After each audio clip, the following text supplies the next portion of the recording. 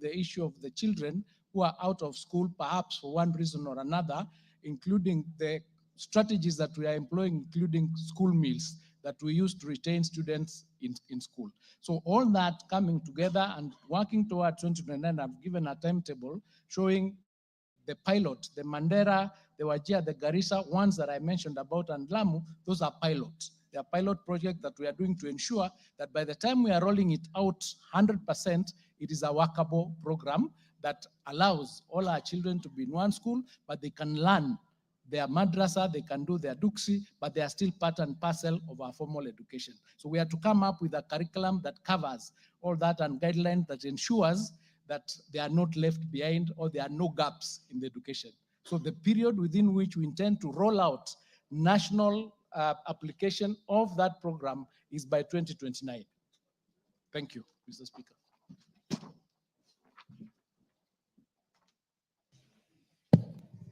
Thank you, Minister.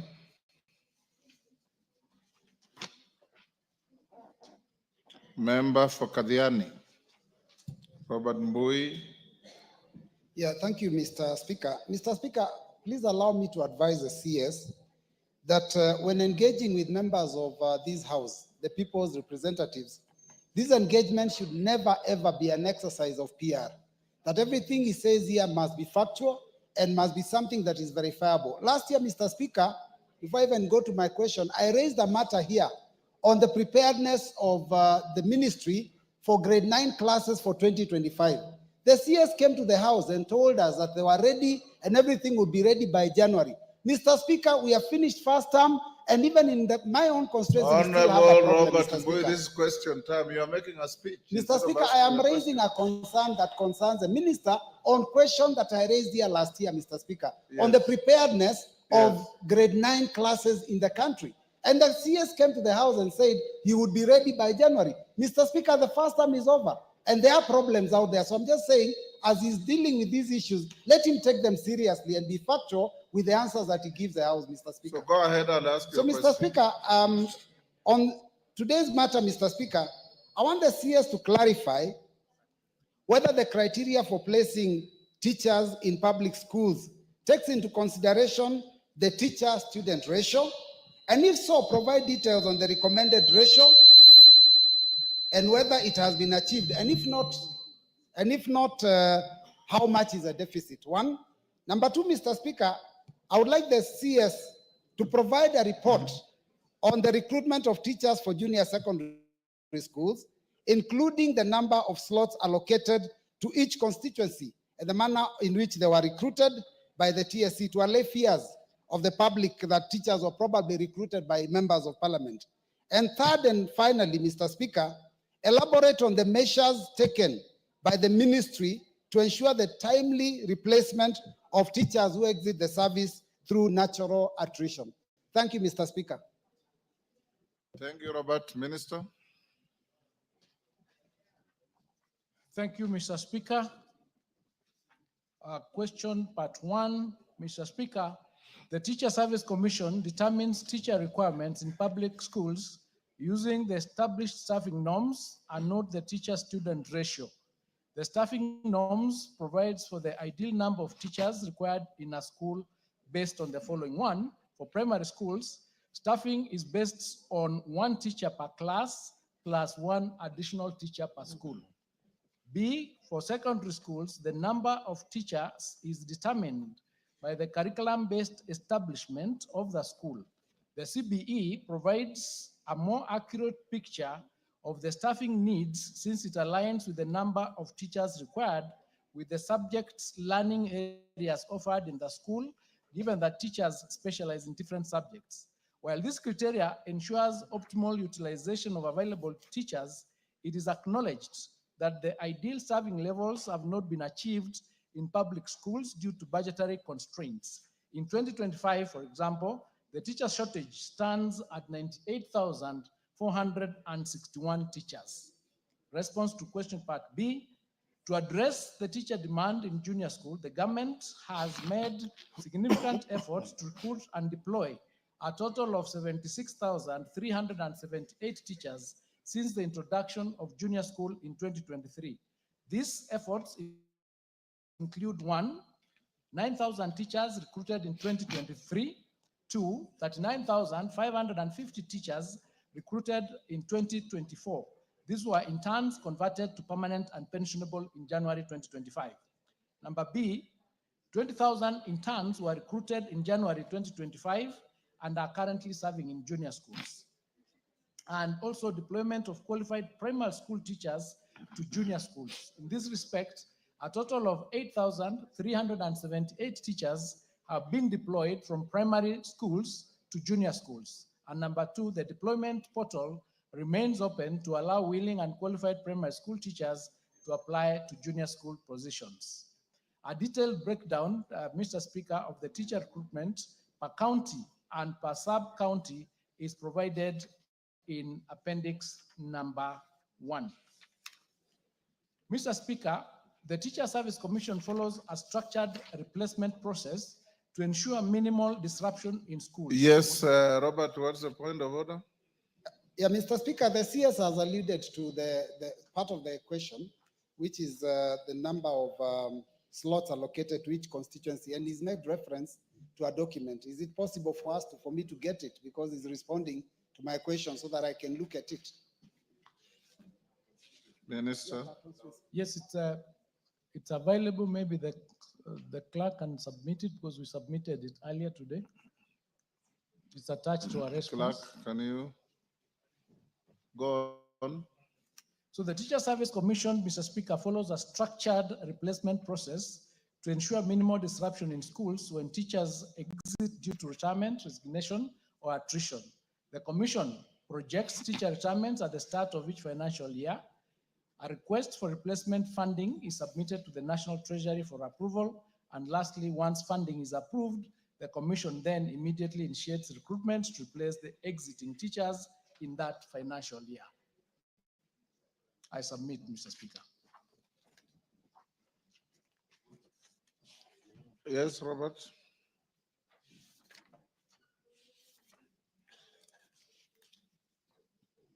Yeah, Mr. Speaker, I might not have much to follow up, because the information that he's just given, he said he's presented it, so I would need to go through it. But there is a part which concerns the recruitment of teachers, which is critical, and I would like him to clarify, because it's been out there, the public believes that members of this house are the ones that are recruiting teachers for Teacher Service Commission. I would like him to clarify whether it is members that are recruiting, or is the Teacher Service Commission that is recruiting teachers in Kenya. Minister, you may also clarify. You say that in primary schools, staffing is based on 1 teacher per class plus 1 additional teacher per school. Is it 1 teacher per class regardless of the size of the class?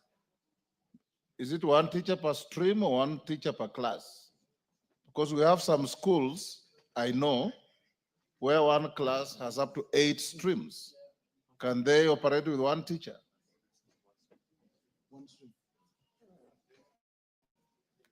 Let's take a few joyriders before Cynthia. Honorable Speaker, now that we are talking about recruitment, I would also like the CS to address a concern, Honorable Speaker, and tell us why a teacher who has, by the name Mary Chebet from Chepsiria in Nandi County, Honorable Speaker, who graduated in the year 2020, who has a TSC number and cannot be employed by the same TSC, because TSC claims that her combination of physics and computer is not admissible because she did not do computer while in high school. Honorable Speaker, this lady did not admit herself to the university, and she did not graduate herself from the university, and she did not get herself a TSC number. And she cannot, therefore, Honorable Speaker, be denied employment by TSC on grounds that she did not do computer while in high school. Where was the commission? Where was the ministry when she was in university and when she was given the TSC number? Yes, Honorable Milemba. Honorable Speaker, when the minister speaks about 1 teacher per class, does he consider, for instance, CBE, curriculum-based establishment? Or even if it were in the primary, is it practical that you can actually have 1 teacher per class. That's overloading the teacher. But more importantly, Honorable Speaker, they are the teachers, Honorable Minister, who actually qualified as teachers of P1 in 2011. And to date, they have not been employed. Honorable Speaker, these teachers qualified when they were about 28 years. They have stayed out for over 16 years, and they are at the age of about 48.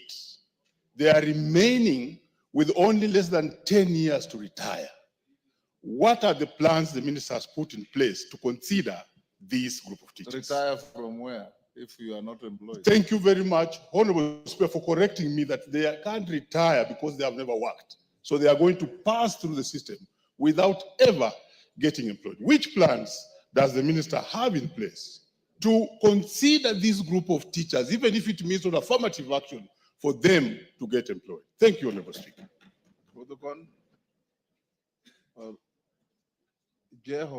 Sorry, Fatuma Jeho. Thank you, Mr. Speaker. My question is on COOPs. I want to ask the minister how the selections of nurses or nursing are done on COOPs.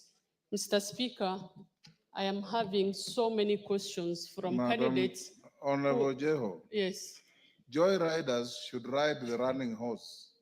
okay. No, That's, Chair, Speaker, that's why I started on my question is on COOPs. Well guided, Mr. yes, Speaker. if you are a joy rider, ride a running horse. Don't create your own horse. Yes, Memusi. Thank you, Honorable Speaker. Honorable Speaker, my question is on what the CS has alluded to, that every school has one teacher per class plus one teacher. Is the CS aware that we have registered schools in parts of Kajiado that have no teachers at all, TSC teachers? Yeah. And number two, Honorable Speaker, is the CS aware that the distribution of teachers is not controlled by TSC? Teachers are almost placing themselves in schools that they want. You find teachers in urban centers and they would not move from that urban center.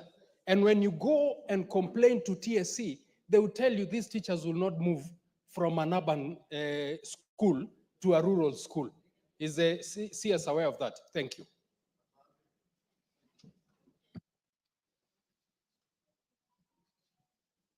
Thank you, Honorable Speaker. Honorable Speaker, is the minister aware that there are regions where there are more teachers per student ratio than others?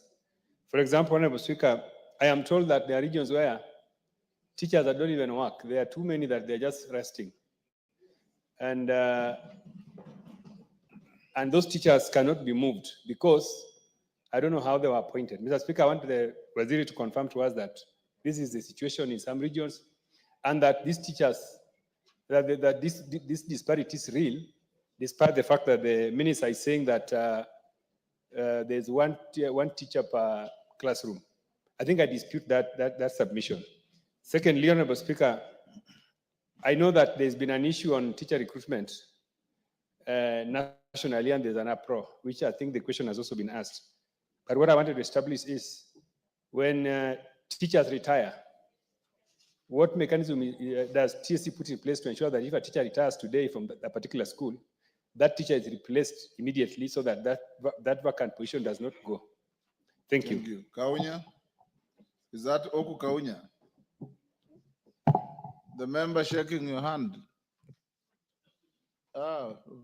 Protas. Yes, go ahead.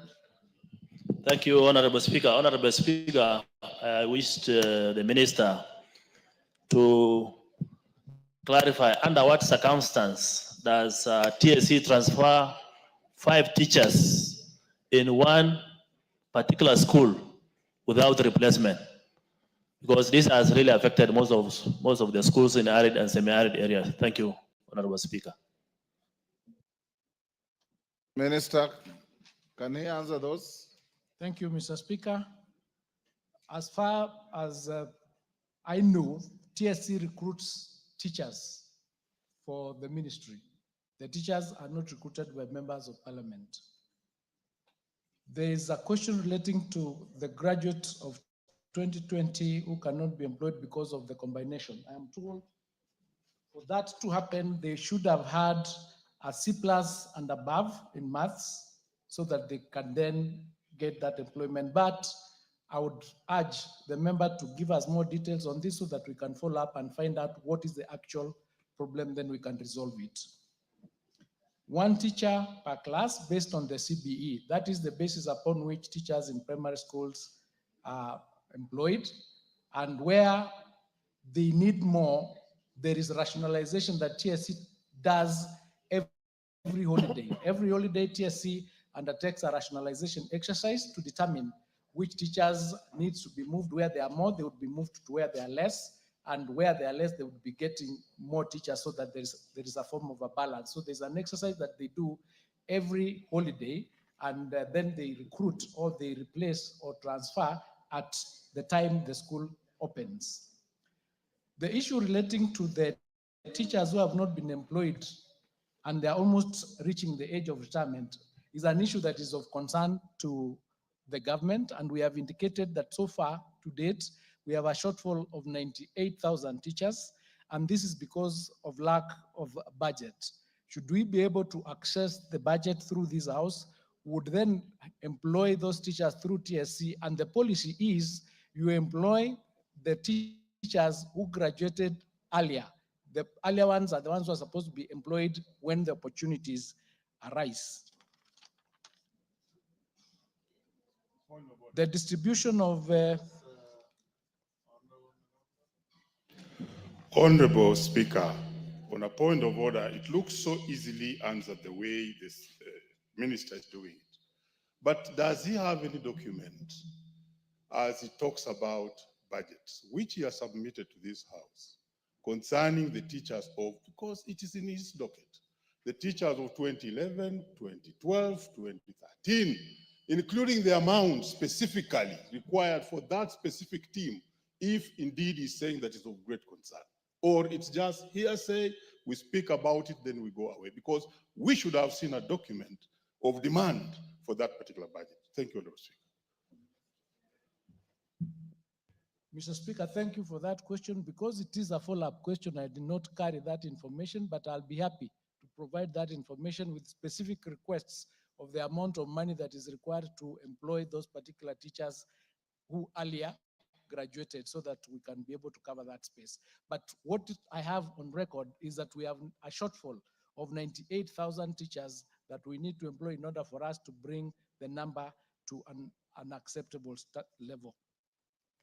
The issue of the teachers who are not able to move from urban centers, there is a policy of transfer. I do not know under what circumstances a teacher would be transferred and not move from a particular school to another one. So I would ask that if I get the specific teachers who have not moved when they have been transferred from those urban centers, then we will liaise with TSC to deal with that issue. I do not know that a teacher can by themselves say, I cannot move from where they have been transferred, because the letters of employment indicate that you can be transferred from one school to another.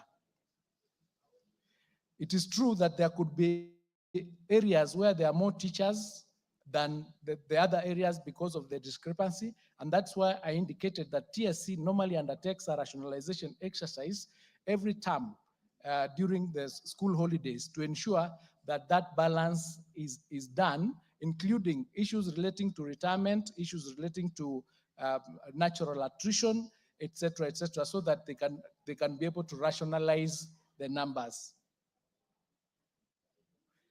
On the issue of transferring 5 teachers without replacement, Mr. Speaker, this could be a specific issue that we need to respond to depending on the circumstances of that case. It could be that this relates to rationalization, a situation where maybe there are more teachers than the school required.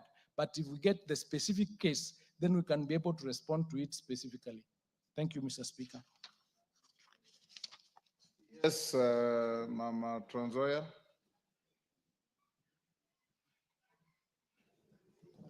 Thank you, Mr. Speaker. I am dissatisfied by the answer of the CS to Honorable Omboko, because if it is true that during recruitment, they do consider the year of registration, then I don't think we could be having teachers who are about to retire without having been employed.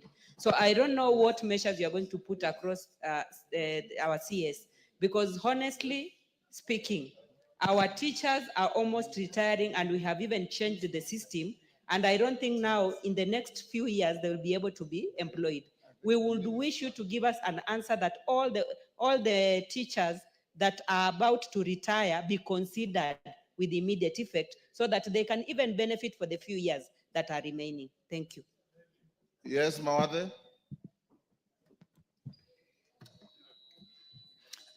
Thank you, Mr. Speaker. Mr. Speaker, I would want to ask the CS. The CS for education just said that the teachers are hired depending on the earliest who graduated. I have an Esther Nekesa Wanjala who graduated in a resident of Kware in Embaka South constituency, who graduated in 2013. And there are people who graduated in 2020, 2022, who have been hired. And yet Esther is still sitting out there without employment. So there is need for the CS to follow the order of the earliest, as indicated my colleague, the earliest graduates be given the first opportunity, because now people are getting in the teachers are getting in their ages of, in their early 40s, mid 40s, and yet they are still tamarking out there. And then when they go through seek for employment, when they apply, this lady, Esther, has applied to be employed 24 times. There was 2 years that she tried, there's a year that she tried twice. You made your point. Thank you.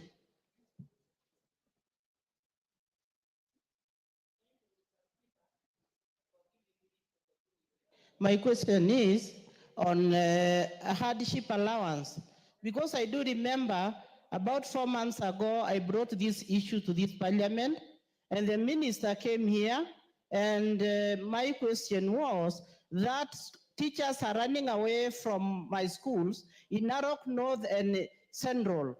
And why they are running away is because the neighboring constituencies are beneficiaries of the hardship allowances. And this money makes these teachers go to other schools.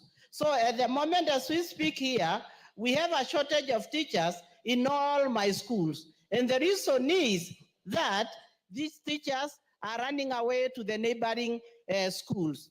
And I think my constituency qualifies to be a hardship area. One, because the roads are impassable. It takes a teacher 2 days to get to the school where he's going. And when he gets there, there are no houses in those schools. And the place that I come from is very cold. And this is still puts these teachers into a hardship area. So I tend to believe that we qualify to benefit. Ask a question, Judith. You are making a speech. Yeah, the question is, I'm still waiting for the answer from the minister, because I remember bringing that question here and I've never heard the answer. Can the minister tell me why I have not gotten that answer and the problem is still there? Thank you. Minister. Thank you, Mr. Speaker. I can quickly answer the question of hardship areas. The hardship areas in this country, Mr. Speaker, are gazetted, and the support that the government gives either through the TSC or the civil service is based on the hardship areas that are gazetted. So the gazettement is the key that unlocks the issue of the hardship areas. Without a gazetted area or an area being gazetted as hardship, there isn't much that the TSC or the civil service can do. So I think the thing that needs to be done is a mapping of the whole country to determine which areas need to qualify as gazetted for both the TSC and the public service, so that we can have an amalgamated or an harmonized system of what is hardship so that it applies across the board. That mapping has not been done. And so currently we're only dealing with the gazetted areas hardship areas depending on whether or not they've been gazetted. The issue of the recruitment that we are talking about, the replacement of the teachers who, retire or who leave service for attrition or other reasons, that recruitment is actually done at the sub-county level and the replacement is done at that local position. I submit, Mr. Speaker. Make progress. Next question. Elijah Memusi. Thank you, Honorable Speaker. Hold on, Memusi. Yes, Mawade? Mr. Speaker, the CES did not respond to my question and my point, please, because they earlier on alluded to the fact that they hired the earliest, and yet there are people who have been hired in 2018, 2022, graduated in 2018, 2022, and yet this graduate of 2013 has not been recruited or hired. Please respond. Minister. Sorry, Mr. Speaker, I didn't respond to that yes, question. Shinali, what is it? Hold on, sorry, Minister. sorry. Yes, Shinali, what is it? Mr. Speaker, in the same vein, let the CS tell us if he's taking any deliberate action to make sure that teachers which came out first are employed first, so that whoever comes out first is employed first. And Mr. Speaker, I would like to know how much the CS is involved in recruitment. Otherwise, Mr. Speaker, we would rather have the commission, the Teacher Service Commission here, so that we get clear answers on the matters recruitment of teachers. The minister is a policy director to TSC and is competently here to answer questions. Minister. Thank you, Mr. Speaker. Of course, the recruitment is undertaken by TSC, which is an independent commission. And the policy for recruitment is that you recruit the people who graduated first, not the ones who graduated later. Sometimes that doesn't happen because either the counties under which they are being employed, the numbers or the graduation years are different.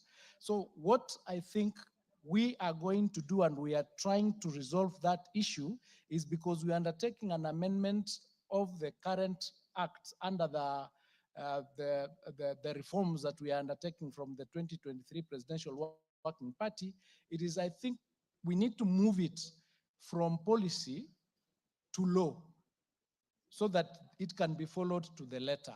So my answer in terms of being the policy holder of that particular ministry is to ensure that it is anchored in law so that it can be complied with. It is true that there could be circumstances where the teachers who graduated early are left out for those who did not graduate earlier. But we as a ministry do not have powers to punish, to punish TSC because it's an independent commission. So we need to anchor this in law to ensure that that particular law or that particular policy is followed to the letter.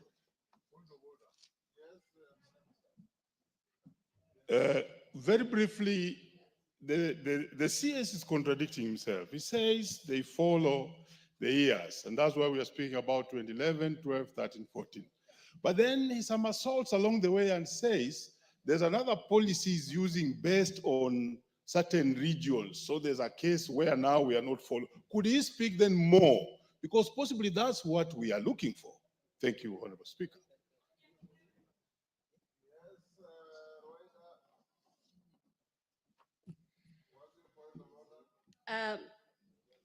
Hoja yangu ya nidhamu ni ile mwelekeo tunachukua. Vile wanasema waangaliwe kulingana na mwaka aliyomaliza.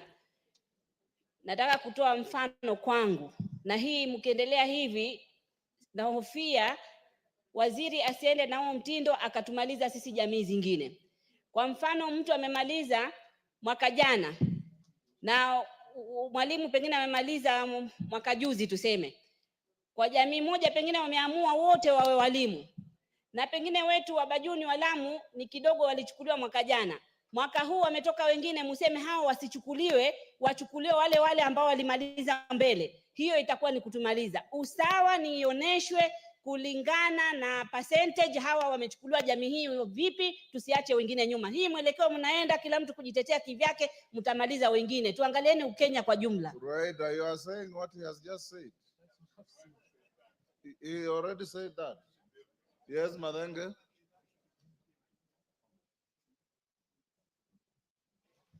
Honorable Speaker, I think the CS is treading on dangerous grounds. He has now asserted that the Teachers Service Commission is an independent commission and therefore not under the direction of anybody, including the ministry. Yet he has purported to answer questions that are the mandate of the Teachers Service Commission. And therefore, Honorable Speaker, I think it is important that then this House does get answers from the Teachers Service Commission, not from the CS Education. Thank you, Honorable Speaker. Yes, Aseka. Speaker, looking at these issues, will I be in order to suggest that we come up with a policy decision that we stop training of more teachers up to and when we absorb all that are already trained in Kenya? You've gotten the answer from your colleagues. Minister? Minister, do you have authority to speak? Thank you, Mr. Speaker. On Yes, I do behalf have of authority to speak on behalf TSC. of TSC because we're the policy head of the ministry and the TSC is under the ministry. It is independent, doing certain jobs by law because it's an independent commission, but it is the policy holder, the policy guidelines are provided for by the ministry. That's the basis upon which we are here.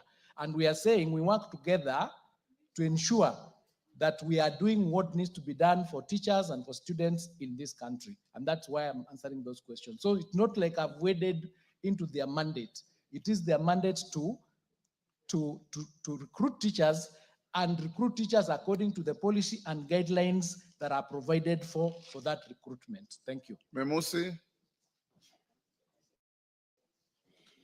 Thank you, Honorable Speaker. Honorable Speaker, matters of education are very sensitive to these members, and I think we would need a lot of time with the CS, maybe a monthly session with him. Having said that, I rise to ask question number 37 of 2025. Could the Cabinet Secretary provide a report on the distribution of textbooks to primary, secondary schools in the country?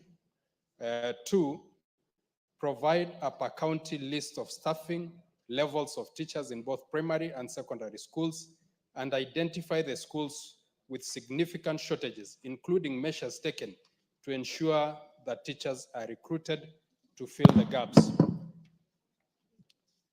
3, clarify whether there are schools that are yet to be assigned a junior secondary school teacher, and if so, explain the measures being implemented to address the issue. And lastly, Honorable Speaker, state measures put in place to train all teachers on the competency-based curriculum. I thank you. Sir? Thank you, Mr. Speaker. To question subsection 1, the ministry through the Kenya Institute of Curriculum Development distributes books to learners across the country at the ratio of 1 core textbook per learner per subject. There is a table that we've provided that indicates the distribution of textbooks since financial year 2017-2018.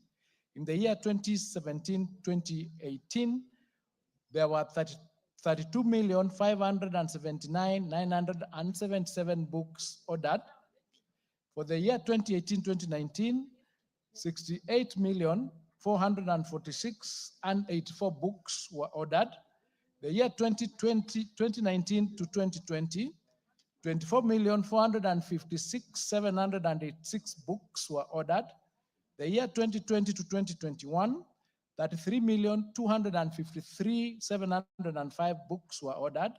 The year 2021 to 2022, 23,539 books were ordered, 23,539,613. 2022 to 2023, 31 million books, 233 and 35 books were ordered. 2023-2024, 26,933,992 books were ordered. 2024 to 2025, there were 9,926,618 books that were ordered. Mr. Speaker, grade 10 textbooks are under evaluation and review are undergoing in April and May 2025. This will ensure that publishers have ample time to print and distribute books to public schools by the start of third term in 2025. Part 2 of that question, Mr. Speaker, pursuant to Article 237, Article 2 of the Constitution, the Teacher Service Commission strives to optimally staff schools to ensure that learners' right to quality education is achieved as shown in Appendix number 2. That's a document that we have attached that shows the staffing for both primary and secondary schools. However, due to budgetary constraints, there are teacher shortages in both primary and secondary level. For instance, Mandera, Turkana, Wajir, West Pokot, and Garissa counties have the highest teacher shortages at the primary school level, while Kakamega, Bungoma, Homa Bay, Trans Nzoia, Bomet, and Siaya counties have the highest teacher shortages at the secondary school level. To address teacher shortages, the Teacher Service Commission has implemented the following measures to ensure that that gap is covered. There is the annual teacher recruitment plan, where under the Commission strategic plan, there is an obligation to recruit 22,374 additional teachers annually to progressively address teacher shortages. Accordingly, the Commission submits annual budgetary requests to the National Treasury to support teacher recruitment. Number 2, they engage teacher interns. In addition to recruitment of permanent and pensionable teachers, the Commission annually seeks budgetary allocation to engage 20,000 teacher interns who provide immediate staffing support while awaiting full-time employment. Number 3, to optimize the utilization of available teachers, the Commission continuously monitors and implements staff balancing measures by transferring teachers from well-staffed schools to those with high teacher shortages. And number 4, the Commission has initiated innovative teaching methods, that is live streaming lessons to supplement face-to-face teaching in schools with significant teacher shortages, particularly in remote areas. Part 3 of that question, Mr. Speaker, noting the right of every learner to quality education, the government has put in place measures such as positing of recruited teachers to junior school and deployment of qualified primary school teachers to junior school to ensure that all junior schools are assigned teachers. Steps are taken to ensure that where new schools are established, teachers are promptly deployed.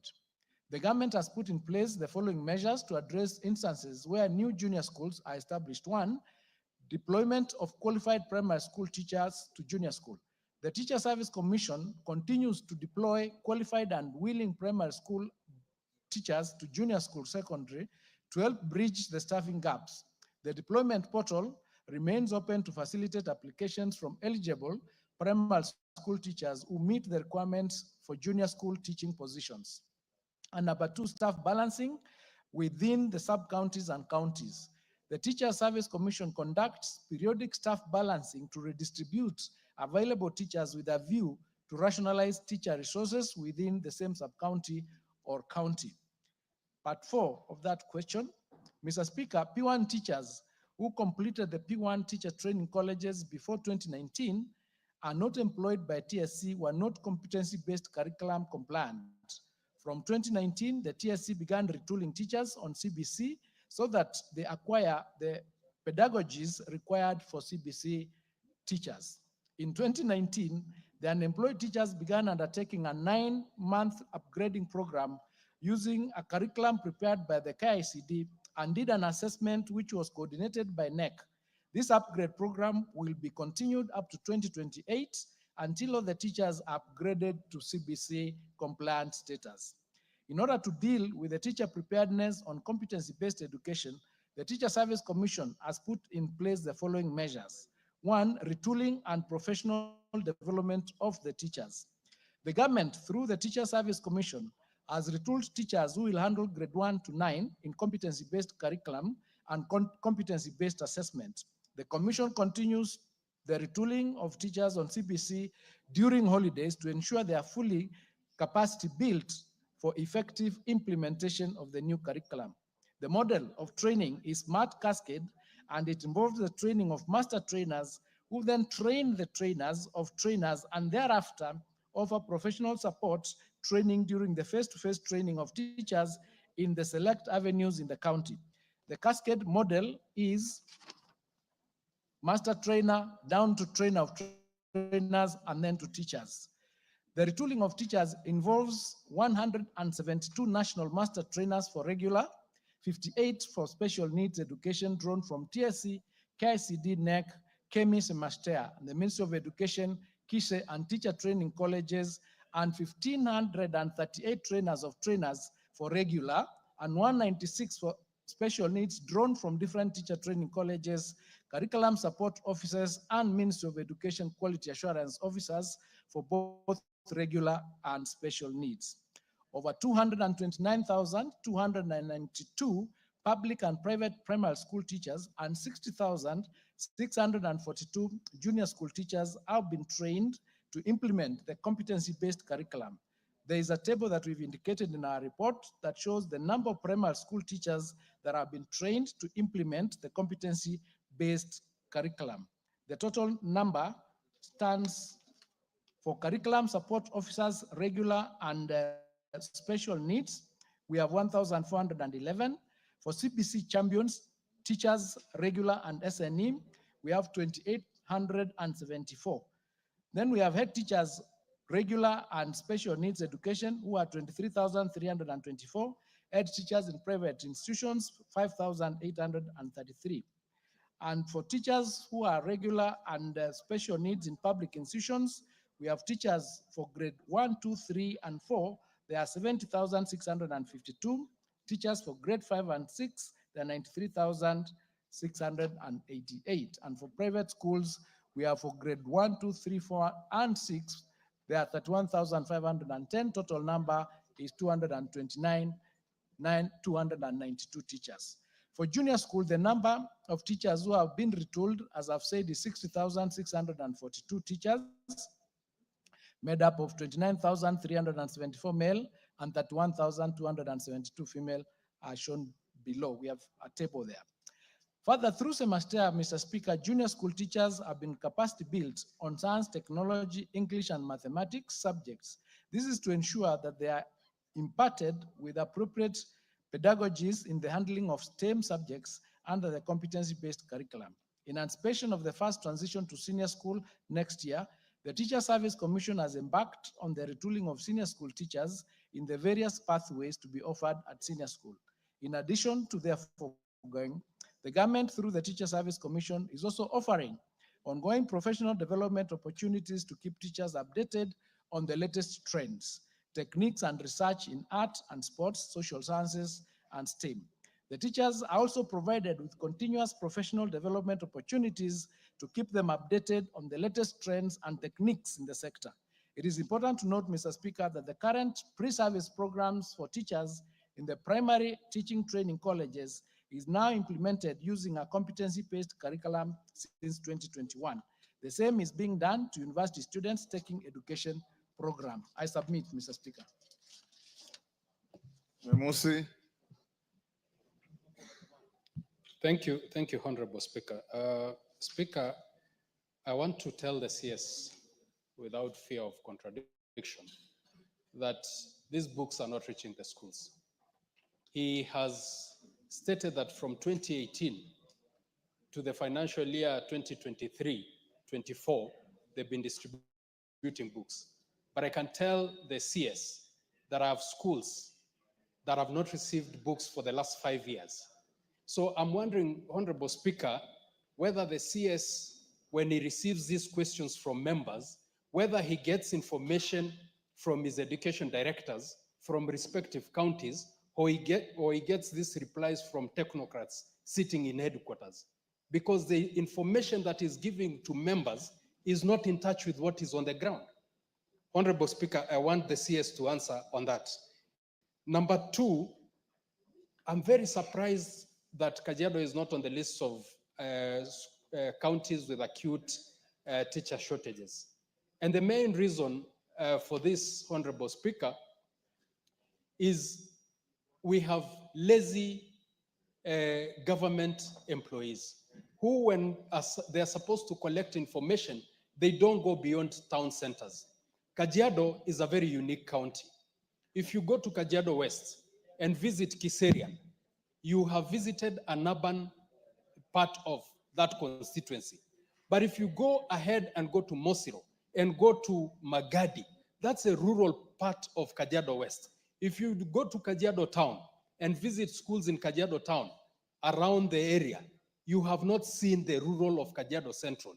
You need to go to schools like Sere Primary, you need to go to schools like Kiltirpen that border Tanzania. Question, Now, the question is, avoid the temptation to make a speech or debate. yes, This is Honorable question Speaker, I need to be understood where I'm coming from. So the question is this information that the CS is giving us, is it from the ground or is it from technocrats from headquarters here in Nairobi? That is the question. Oundo. Thank you, Honorable Speaker. Allow me also to ask a supplementary question aligning to GSS teachers. Is the Cabinet Secretary aware that in many schools, GSS schools, to the very base, they have got 3 teachers for grades 7, 8, and 9? And is he aware that in some schools, the streams are more than 1? And is he aware that at times teachers are required to teach subjects they have never trained in, which makes it a complete, the students, we're just wasting the students. Thank you, Speaker. Mama Zamzam. Asante Mheshimiwa Spika. Swali langu kwa waziri, hizi shule ambazo wamejenga juzi za grade 9 JCC bado hawajapata mahabara ama laboratories, na sio hizo peke yake, hata kuna sekondari ambazo pia walikuwa hawana kabisa laboratories. Wengine wanakuja kuomba katika ofisi yangu ni wajengee, na pia wale ambao wanazo hawana pia vile vifaa ndani ya labs. Umefanya jukumu gani kuweza kuhakikisha kuwa wanafunzi wanapata hizi services kule shuleni? Asante sana. Bensouda. Thank you, Honorable Speaker. I have 2 questions. One. Only one. Joy Rider, only one question. Okay, I'll conjoin them in a minute. One, could the minister inform this House the level of staff establishment and ratio of teachers, because some schools were categorized under they are adequately, some constituencies are adequately having secondary school teachers, while others are not, are having below. I was concerned because I know several schools in Homa Bay County that are totally understaffed. So what is the staff establishment? What are the ratios of school? And what is the level that is required? 2, previously the government has utilized a lot of money in constructing schools by the Ministry of Education, that is the laboratories, before the JSS came. I've moved around and some schools, particularly I went to a George Agolo War secondary school in Karachuonyo. The classroom is dilapidated, and that is just less than 2 years down the line. Could we get data on the Ministry of Education spending in constructing schools to support these other programs, including the JSS? Thank you, Honorable Speaker. Minister. Thank you, Mr. Speaker.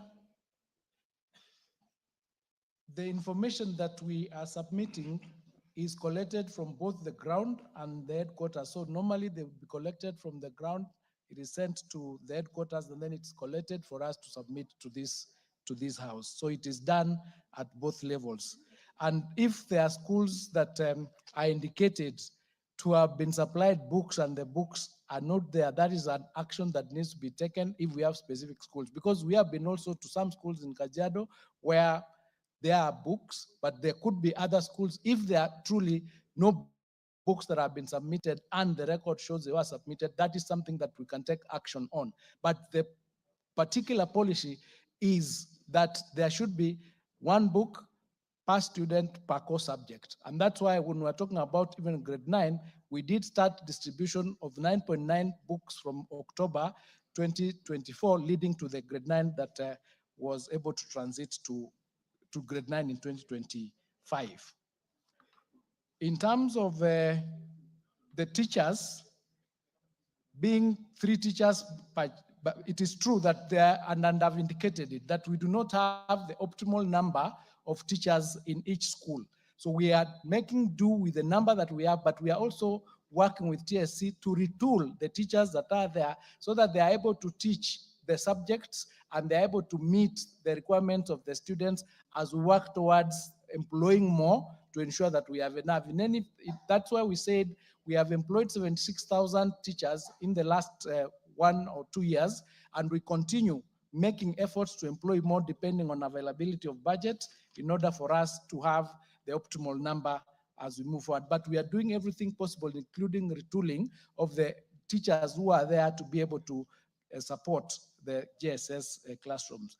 With respect to the staffing levels, as I've indicated, the TSC uses the CBE to staff the students, to staff the schools by teachers. And they do rationalization where we realize that maybe there are more teachers in one place than the other, and as I've indicated, they then do the inter-county transfers to ensure that we have a level of equality, a level of equity in those schools. And with respect to the question of laboratories, we are working towards building more laboratories, and beginning July, we have a plan to build another 1,600 laboratories in these schools.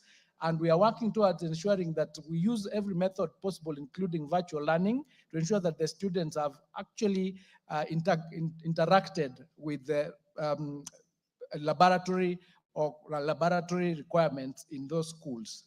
The dilapidated infrastructure is an issue that concerns the government. That's why we've continued to work towards improving that infrastructure depending on availability of resources. The last 2 years, the ministry has not gotten any infrastructural funds to be able to put into the infrastructure of building of classrooms. We did do the classrooms for grade 9 on a fund that we received from the World Bank. That's how we were able to do the 16,000 classrooms for grade 9. But we continue working towards ensuring that we improve these facilities even with our partners. Thank you, and I submit. Kazim Tandaza. Question 038. Thank you, Honorable Speaker. Could the Cabinet Secretary, Roman 1, provide the number? I'm repeating the number. That is the question as it stands to answer. The number of qualified teachers trained to teach students in the select pathways provided for in senior secondary school under the CBC. Question, Honorable Minister, the number in the different pathways as you stand to answer. 2, state how many, how many, this is again the number of qualified teachers that have been posted to the Matuga constituents, posted to Matuga constituents and Kwale County. And 3, outline the measures put in place by the ministry to have enough qualified teachers for creative arts and sports. This being the other pathway, this country has a lot of talent in that area. So I'm still asking for the number of qualified teachers for creative arts and sports in all the schools in Kenya. Thank you, Honorable Speaker.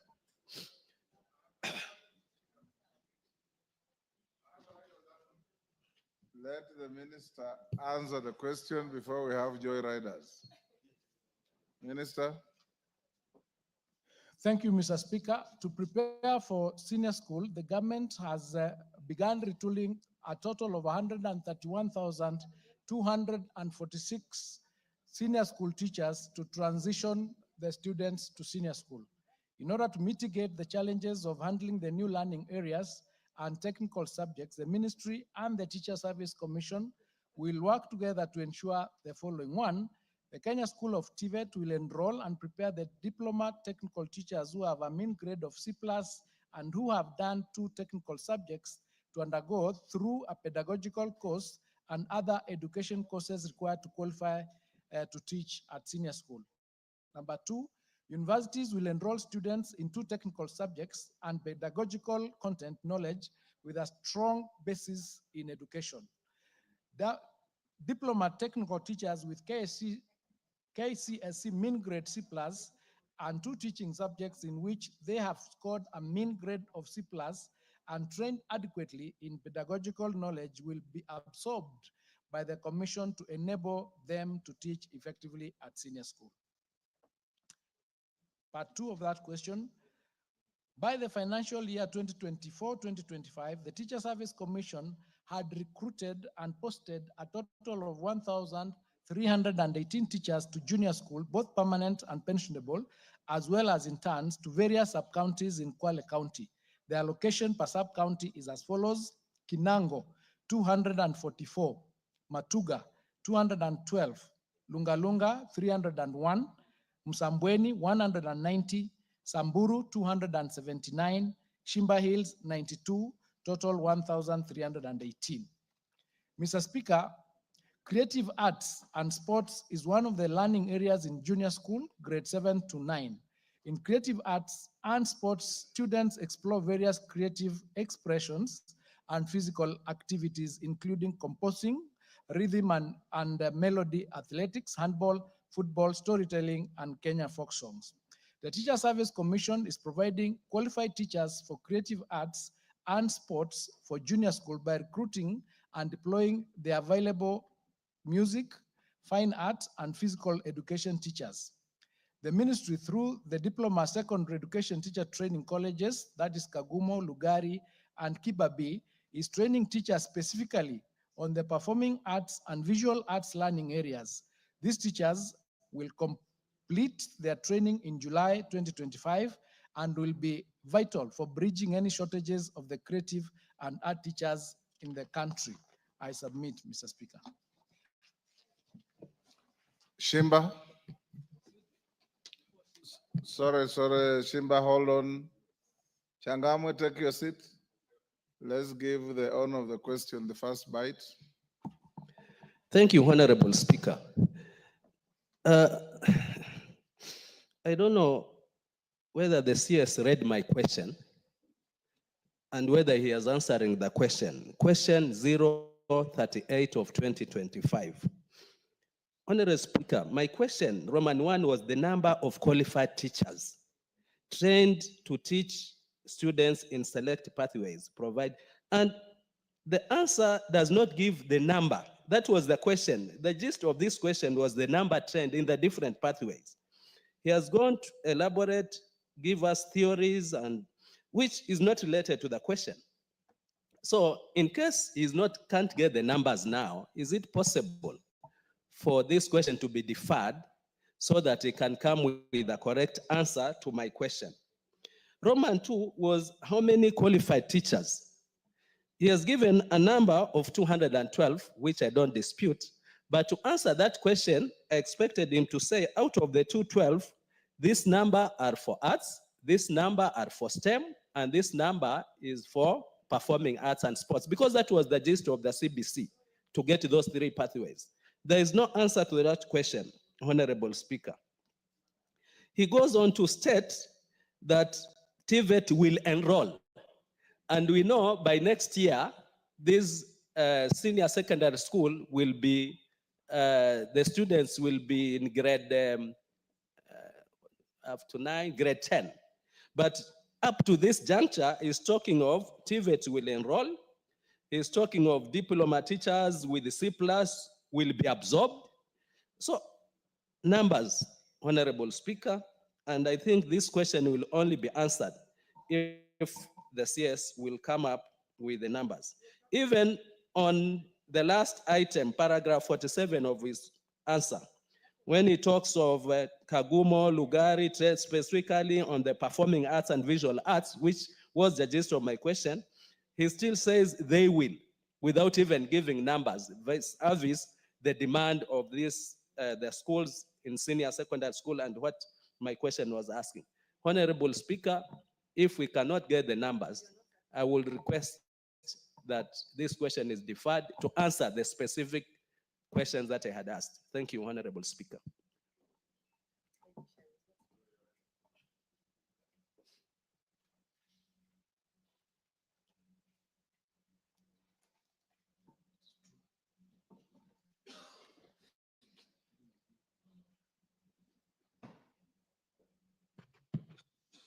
The Honorable Omar Mwinyi.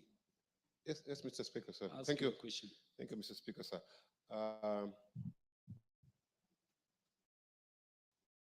Mr. Speaker, listen to the questions which you know ask whenever ministers come here. I would feel it would be proper for the minister to prepare a list for all the constituencies in the country to indicate the number of teachers that they have, the shortages, so that at least the purpose of that would be to correct those anomalies, so that we create equity, so that every constituency gets a fair share of the teachers. Otherwise, I'm sure next month, another member would ask the same question for his constituency, yet the minister will get away with those type of answers where we still need some more information. So I think they better print a list of all the constituencies that we have in the country with the teachers, the shortages, so that the TSC can then make what we call affirmative action to correct the anomalies that are there within the ministry. And Mr. Speaker, since the minister is here, I would also want to get it from him. How are you dealing with the principals who are still refusing to give the certificates to the learners who had actually completed schools? Thank you. Cabinet Secretary. You'll respond to those ones. Question number 3825 requires data. Yes. Cabinet Secretary, if you don't have the data, Thank you. The provision of the data can, upon request, be delivered to a date we may specify. Kindly respond. Mr. Speaker, thank you for that guidance. It is true that I have not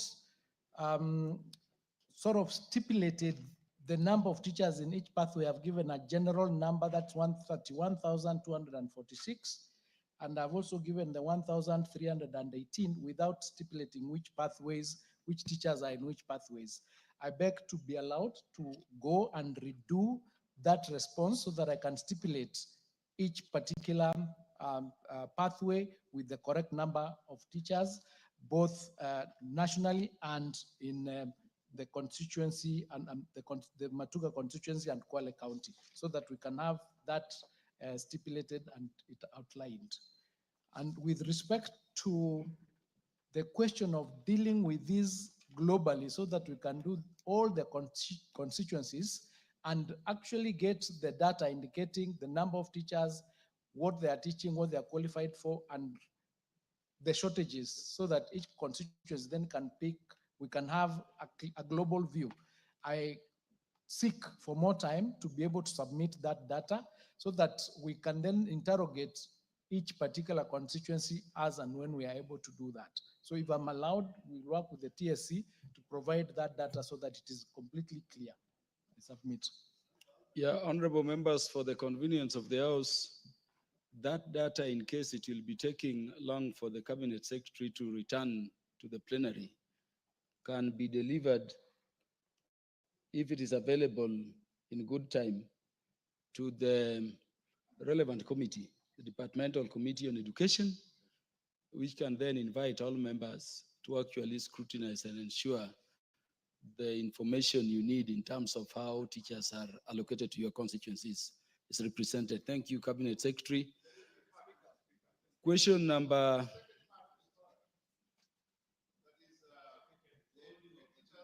yes, there is the directive you issued, Cabinet Secretary, about the release of academic certificates by various schools.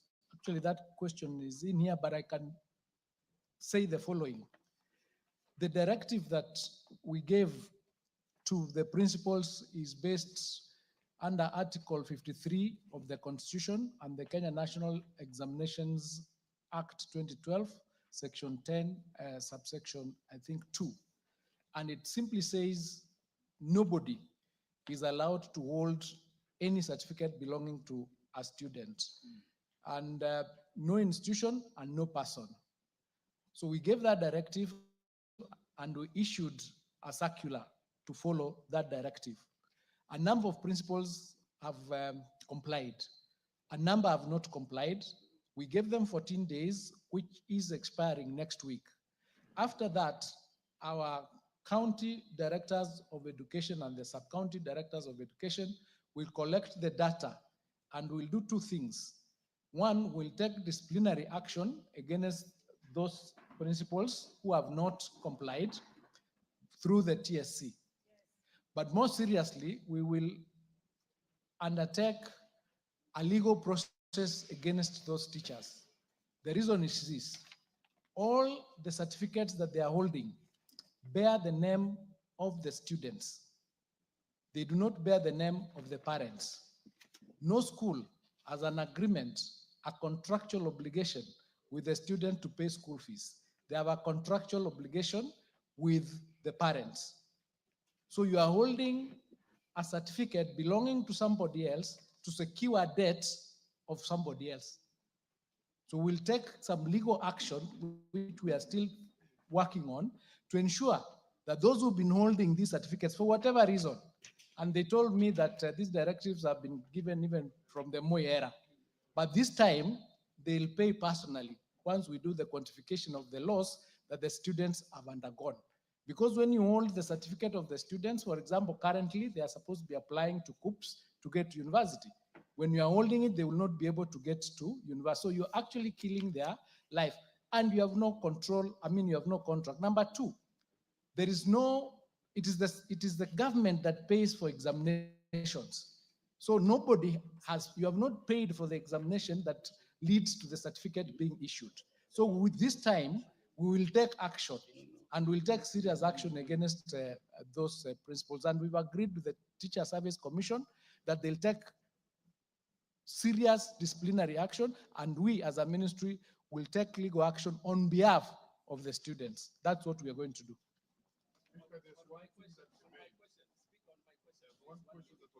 I know that is a very crucial matter for all members of parliament. I think the point the CS is making is that it is wrong for any institution to hold back the life and the progress of any student.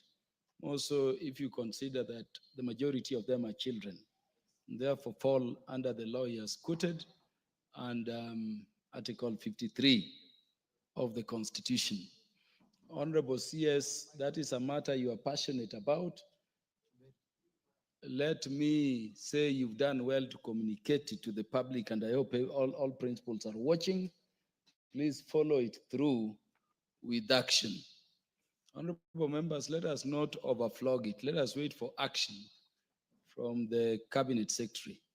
Question number 039 of 2025, the question by the member for Kitunguri, the Honorable Gadoni Wamuchomba.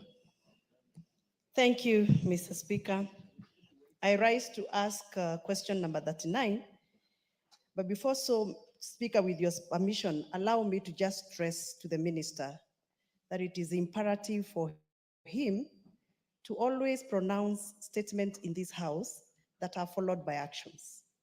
I refer to his session in November last year when we inquired about the preparedness of the JSS grade 9 classrooms. And he came here and assured us that the classes are going to be ready in January. From where I sit in Githunguri constituency, we still have quite many schools that still don't have those classes. So he gave me some level of in November. The Honorable Wamuchomba. And therefore I would want, yes, Speaker. Kindly ask the question on the order paper Thank you, sir. then the matter you are raising can be raised in the context of other relevant questions. I oblige. Thank you. Could the Cabinet Secretary provide the total amount of capitation funds disbursed by the Ministry of Education per school in the financial year 2024-2025 in Githunguri constituency, and the number of students per school who have benefited from the funds? Part 2, state the criteria used by the ministry to suspend students from NEMIS and safeguards in place to ensure that eligible students do not get suspended in the future. Part 3, outline the total number of students in public primary and secondary schools in Githunguri constituency who have been suspended from NEMIS and, since the beginning of the year 2024 academic year. Part 4, provide the current status of student registration on NEMIS across public schools in the country. And Part 5, outline measures put in place, if any, to ensure smooth NEMIS operations and sufficient disbursement of funds to prevent future disruptions in learning. Thank you, Mr. Speaker.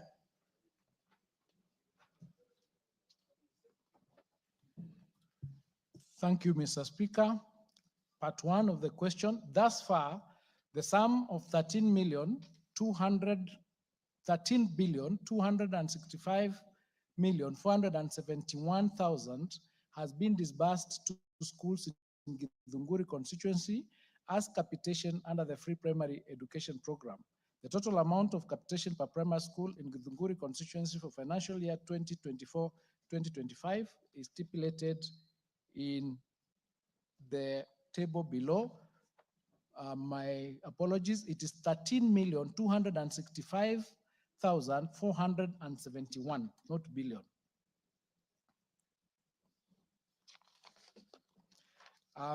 There is a table that we've stipulated in our answer, and the number of schools go to a total of 53 schools.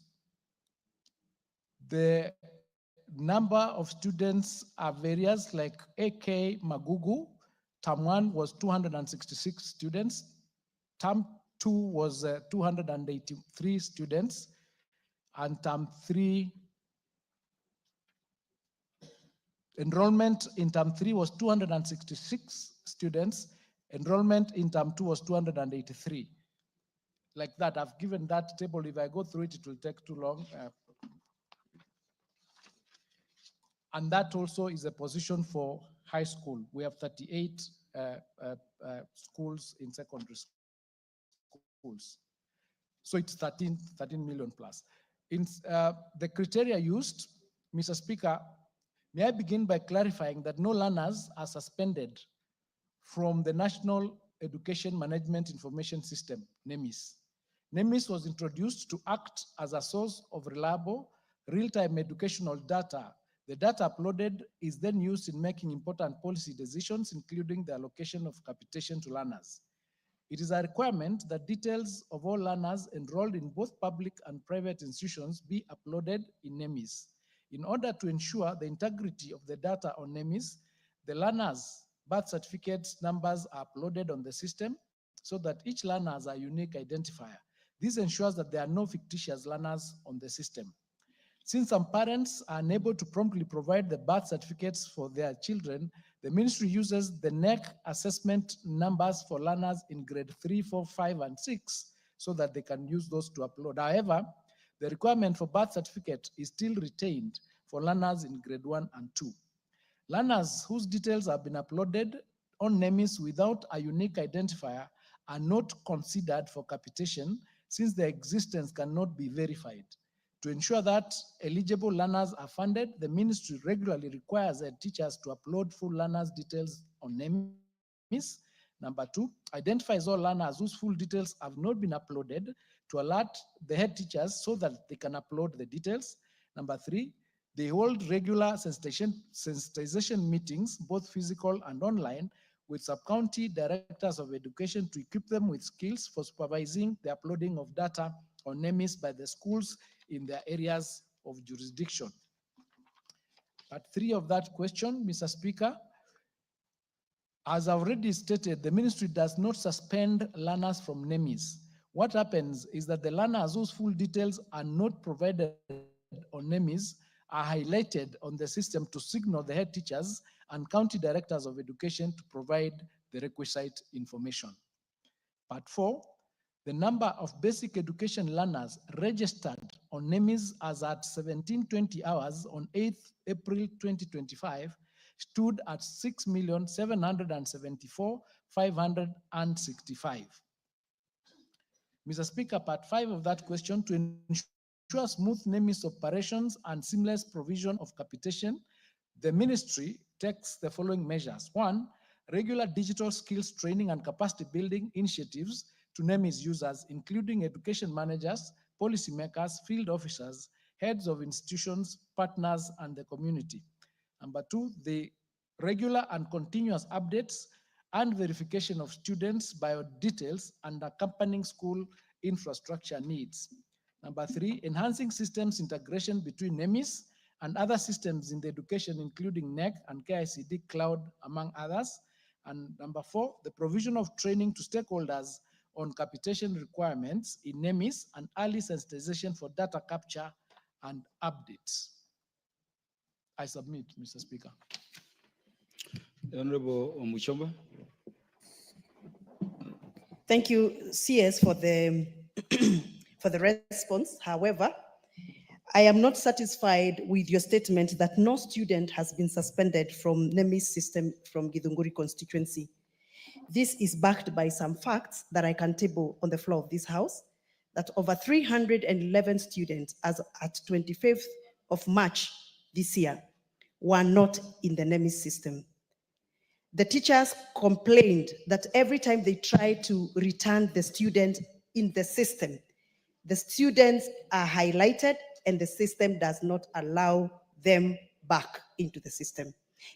And that I can table as evidence, and therefore, Mr. Speaker, I would seek your indulgence on that issue. Number 2, Mr. Speaker, the CS has said that the total number of public students in Githunguri that are receiving NEMIS funds, he has said that he has a schedule. I would love that he shares with me that schedule through you, Mr. Speaker, with your guidance, so that I can be able to disseminate information accordingly. Thank you.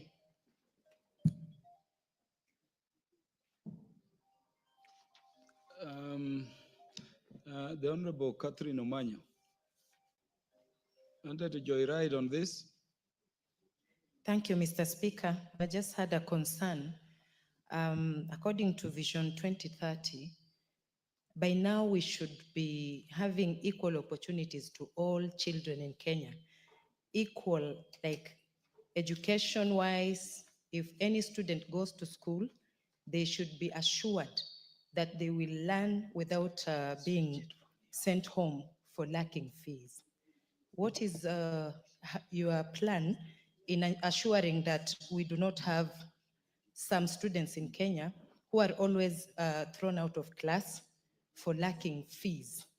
And 2, for us to also have smooth education, what are your plans to ensure that teachers or the headmasters, the principals of schools, run their programs smoothly without having to wait for a very long time, to the level some of us here MPs have to make some noise and the teachers also make some noise for any money to reach their banks for them to do any transactions.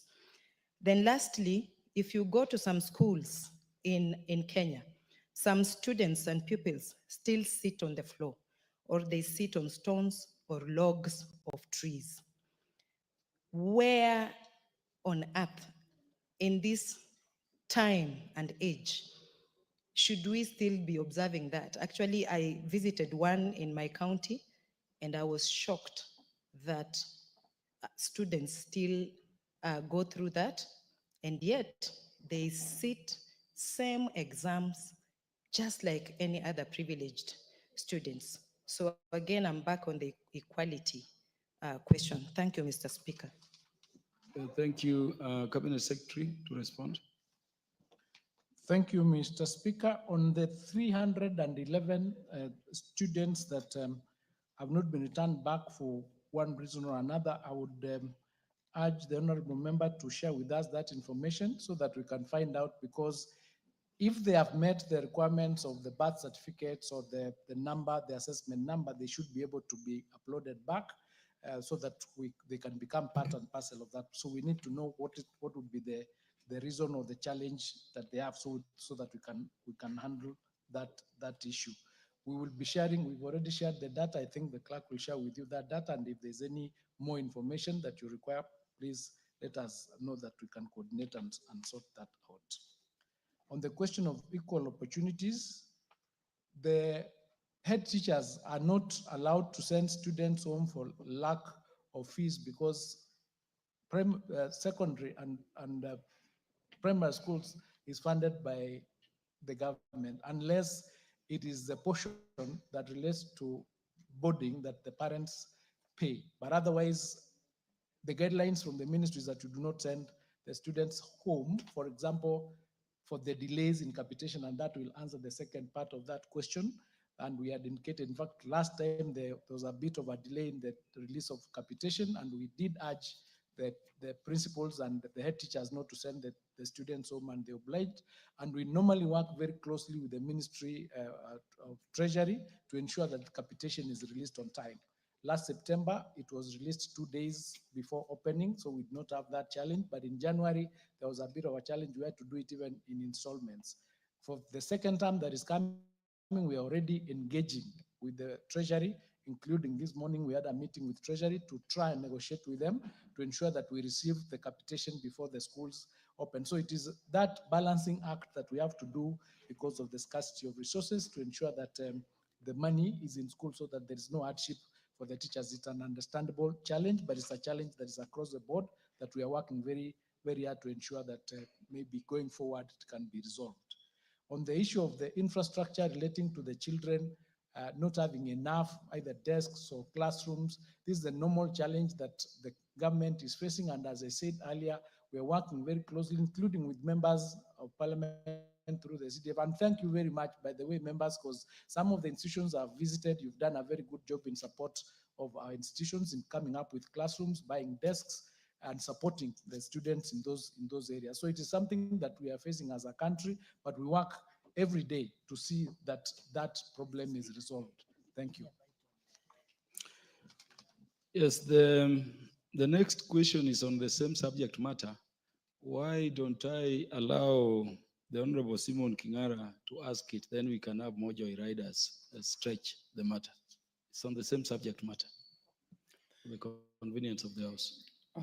Thank you, Mr. Speaker, sir, for according me this opportunity to ask question number 40 of 2025, directed to the Cabinet Secretary for Education. One, Mr. Speaker, could the Cabinet Secretary explain why Mutuya Primary School in Oiro constituency, despite being duly registered and having its learners onboarded on the NEMIS portal, has not received the free day secondary education capitation funds allocated to the junior secondary schools? Mr. Speaker, number 2, can the Cabinet Secretary outline the measures being taken to ensure that Mutuya Primary School receives capitation fund to cater for the 242 students registered as junior secondary school learners? Finally, Mr. Speaker, can the Cabinet Secretary provide timelines for the release of the funds to facilitate the smooth operation of the school? Thank you, Mr. Speaker. Thank you. Cabinet Secretary. Thank you, Mr. Speaker. Mr. Speaker, capitation is provided to schools on the basis of NEMIS. Each junior school is required to do a requisition for a NEMIS code and fill in a capitation grant form application. The head teacher of an institution is expected to upload learners and bank accounts details on the NEMIS portal. In the case of Mutuya Primary School, the head teacher had not uploaded the bank account details by the time the capitation bank schedules were generated on the 6th of December 2024. The system could therefore not allocate funds to the institution. The head teacher had a meeting with the ministry officials on the 22nd of January 2025 and was advised on the necessary requirements. Following our guidance, Mr. Speaker, the head teacher has now uploaded all the necessary information about the school and learners on the NEMIS portal. The institution will therefore benefit from the capitation starting from next term. Thank you, Mr. Speaker. I submit. Honorable Simon Kingar. Thank you, CS, for the answer. But my question, noting that this money is to facilitate the school, what will happen that the term has lapsed now? The Honorable Mulany. Thank you, Mr. Speaker. I want to take a bite on part one of the question, particularly on capitation to junior secondary school. Mr. Speaker, can the minister tell us how much parents are required to pay in terms of school fees? Honorable Mulanya, your question should be asked when the next question is raised. This one deals with the registration on NEMIS. So you just take back your seat when the next question by the Honorable Rueda Obo is asked. I'll give you the chance to ride over. Thank you, Mr. Speaker. The Honorable Dr. Wilberforce Oundo. Speaker, I just want the cabinet secretary, he might not have the information now, but he could go back and counter check and take necessary action. If he's aware, Milimani Primary School and Sirekeresi Primary School. Milimani Primary School and Sirekeresi Primary School in Funyula constituency that got the registration certificate, I think it's called iPad, whatever they call it, sometimes early last year, and up to now, they have not been registered to receive capitation. And if we could expedite the process to ensure in the next disbursement, they have received that capitation. Secondly, Speaker, on the same matter, free-day secondary school education, what is the policy of the ministry as regards the school feeding program, where parents contribute towards feeding the day scholars in schools? What is the policy, and is there any set figure in that on that score? Thank you, Honorable Speaker. The Honorable Cabinet Secretary. Thank you, Mr. Speaker. I was trying to get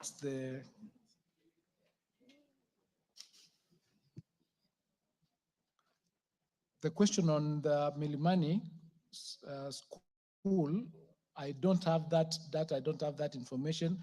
If the honorable member could request the head teacher to write to us directly so that we can have those two head teachers, so that we could understand what the challenge is with respect to them being uploaded, so that we can then deal with it since registration has already taken place. On the school feeding program, the one that you are talking about is the arrangement between parents and the school with respect to day schools where they give money for lunch. There is no specific amount that the government says you need to pay X amount of money. But the policy is whether or not the parents pay for the school fee, that particular portion, the students should never be sent home for lack of that money or that payment of that money. That is the position. Because it's free primary, free secondary, that is an arrangement that is between the school and them, but you cannot send away the children because the parents have not paid for lunch. Thank you. The Member of Parliament for Lamu East, the Honorable Captain Rueda Obo MP, to ask question number 41 of 2025.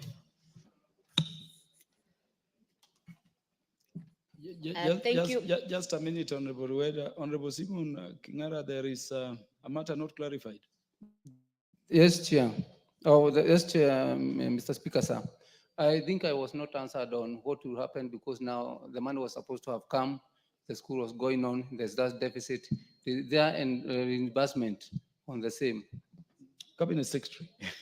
Unfortunately, Mr. Speaker, there is no provision for reimbursement because they were not in the system. So it's not possible for us to, they'll have to continue from where it was. I know it might not be fair, but that is the position. Perhaps we'll look at that and see what else we can do under different heads to resolve that particular issue. So The Honorable Rueda about to proceed and ask a question. Thank you, Mr. Speaker, for giving me opportunity to ask question 041/2025 to the Cabinet Secretary for Education. Could the Cabinet Secretary, one, clarify whether secondary school in Lamu East constituency receive capitation for their repair, maintenance, and improvement of facilities in their schools? Two, provide a report on the utilization of fund by Kizingitini Secondary School in Lamu East constituency, particular to maintain the facilities in the school. Three, state the measure taken by the ministry to ensure that maintenance and improvement of the schools property like classroom windows and doors are done with the fund provided by the ministry. The Honorable Cabinet Secretary to respond. thank you, Mr. Speaker. Mr. Speaker, the approved capitation grant for secondary schools is 22,244 per learner. For boarding schools, this amount is supplemented by household contributions that parents pay as boarding fees, also at prescribed rates. The breakdown of this approved amount in terms of unit cost is as follows. Number one, learning and teaching materials and exams, 4,144. Repair, maintenance and improvement, 5,000. Local travel and transport, administrative costs, electricity, water, conservancy, personal emolument, 9,400. Activity fees, 1,500. Medical and insurance, 2,000. And SIMASE, 200, making a total of 22,244. And you'll notice the component for repairs, maintenance, and improvement in the 22,244 is 5,000, so it is in there.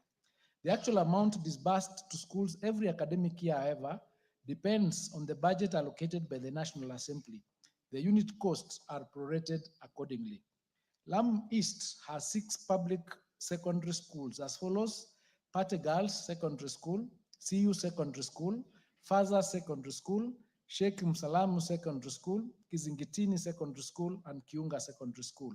All the 6 schools receive the free day secondary education funds, which includes the repair, maintenance, and improvement component. Part 2. Kizingitini Secondary School is situated in Kizingitini Village in Faza Division, Lamu East Sub-County. The school is a mixed-day secondary school bordering the Indian Ocean. The school is managed by a board of management led by Mr. Omar Sheyumbe. The day-to-day operations are run by Mr. James Mwema, who is the principal, assisted by Mr. Joel Moki, the deputy principal.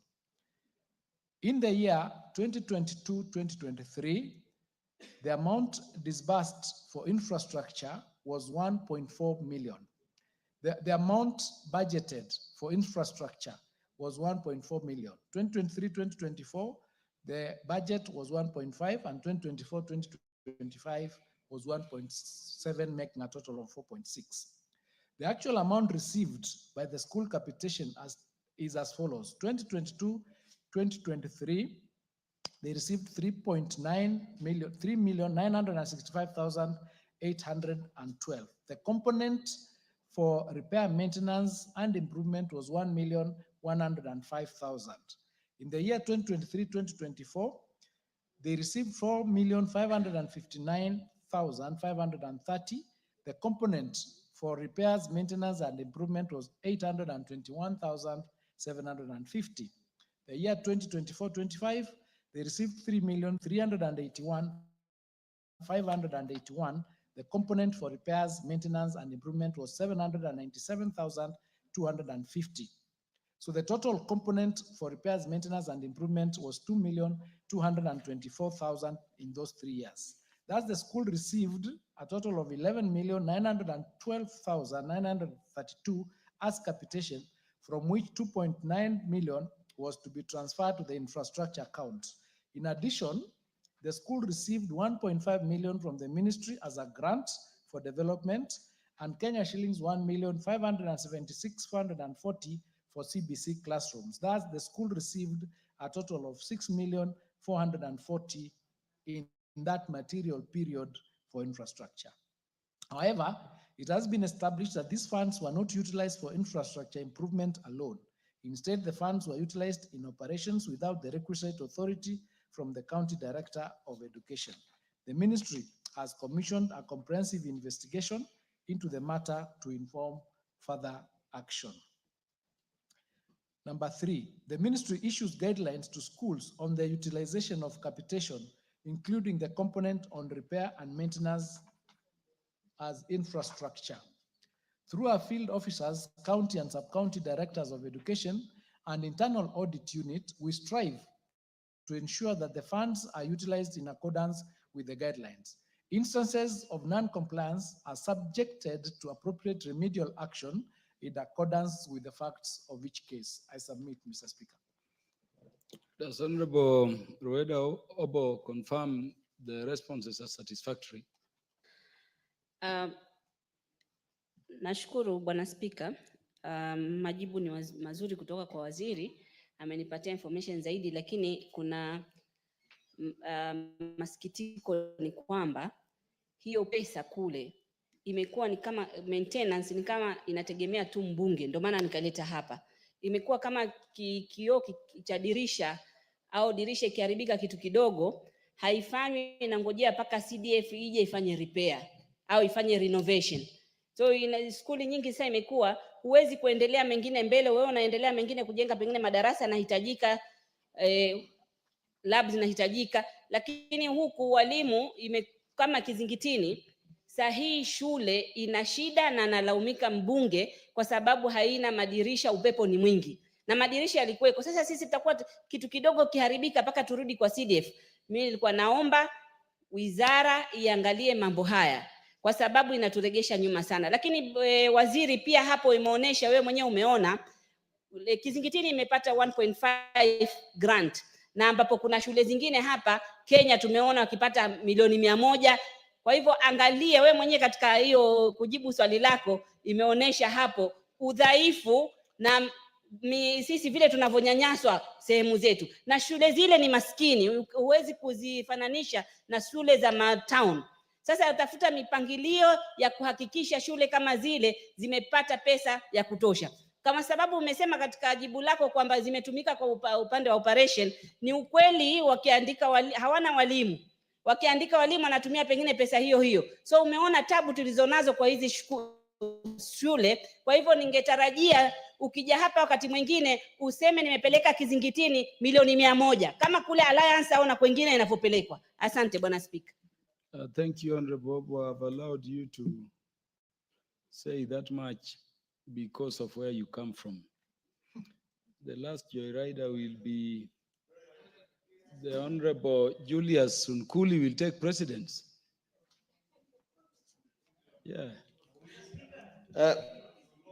Mr. Speaker, just to emphasize on the question of Honorable Rueda, can the minister consider making a visit to some of the schools to actually ascertain for himself the fact that capitation funds are actually not applied transparently?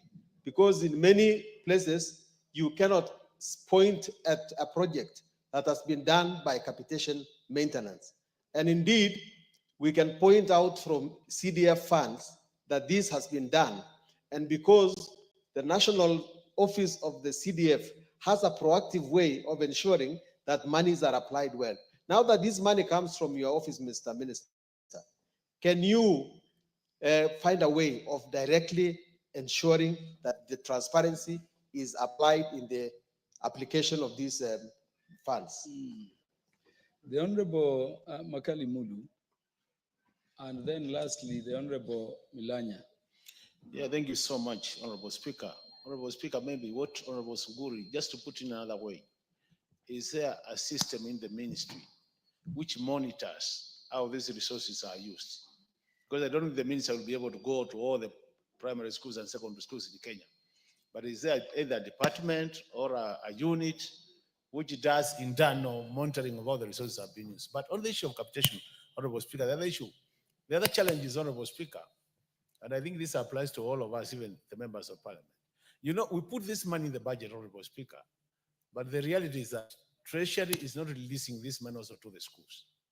Is there also a way we can be maybe with the liaison with the ministry? Because to me, I think in terms of prioritization, how the resources flow from Treasury to other ministries and to other sectors, I think, Speaker, the education sector should be given priority number one after possibly Parliament, so that after we release money to Parliament, the next sector to get money should be education, because that's what affects most of us. And maybe the third one will be health.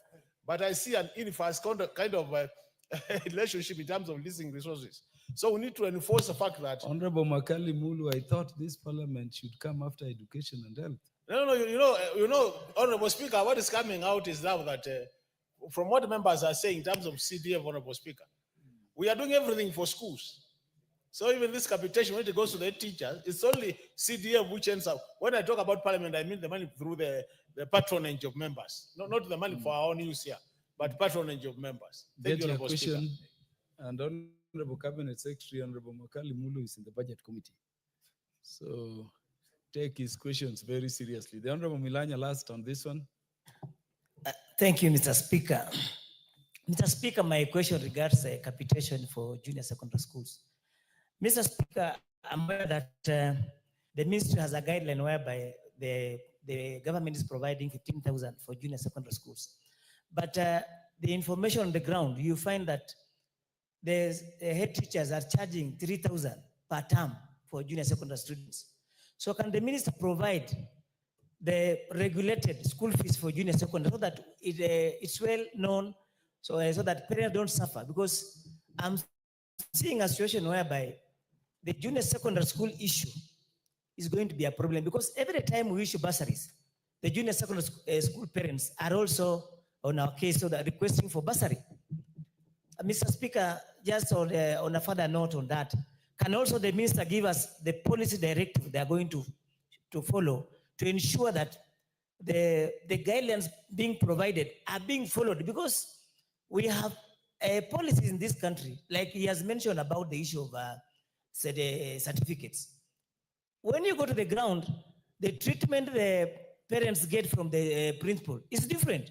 So I promise that they are going to follow up without proper action. Noted, Honorable Milanya. Thank you, Mr. Speaker. Cabinet Secretary.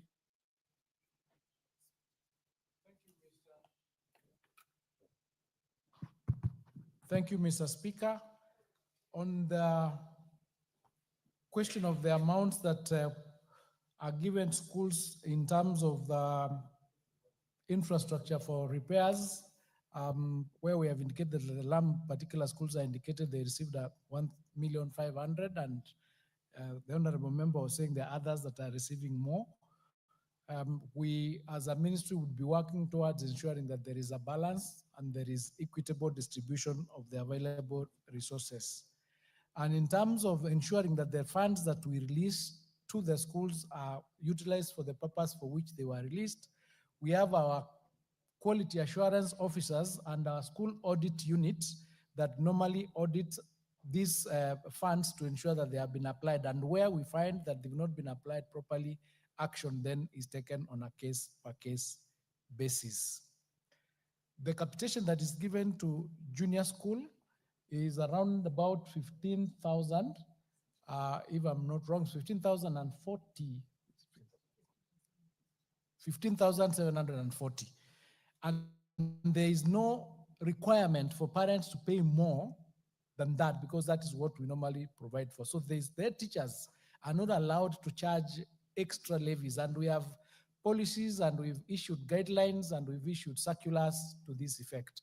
Where a head teacher or a principal is found to have flouted and is levying what we are calling illegal levies, then action is taken against them on a case-per-case basis. It's not government policy that they will charge or they would ask for more money. I welcome the suggestion that the education sector budget be given priority and even ring-fenced so that we are able to ensure that we keep our children and our teachers in school and in class. Thank you for that suggestion. Cabinet Secretary, before you sit, this money that goes to schools, what percentage of it, or rather is there a definite percentage which goes towards general repair and maintenance, that in terms of oversight, the members here can help the ministry cross-check when they do the general oversight in their constituencies? Yes, for secondary schools, it's 5,000. Of the money that goes is 5,000 per student that goes for maintenance and repairs for those windows, whatever is broken. For junior school, it's 4,000 shillings in the 15,000. Honorable members, you now know what to check in terms of your roles under Article 95. The Honorable Chief Romondo is to ask question number 42 of 2025 on behalf of the member of Kaloleni, the Honorable Paul Katana. The ruling I'm giving, even with this notable presence in the House, is that this question has been responded to.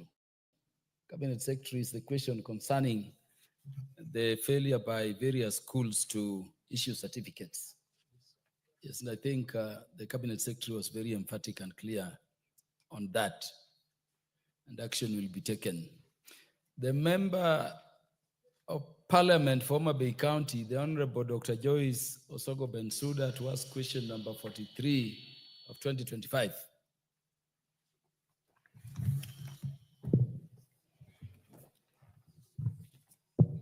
Thank you, Honorable Speaker. I rise to ask the Cabinet Secretary question number 043, 2025. Could the Cabinet, and these questions, they are addressing issues of adult education.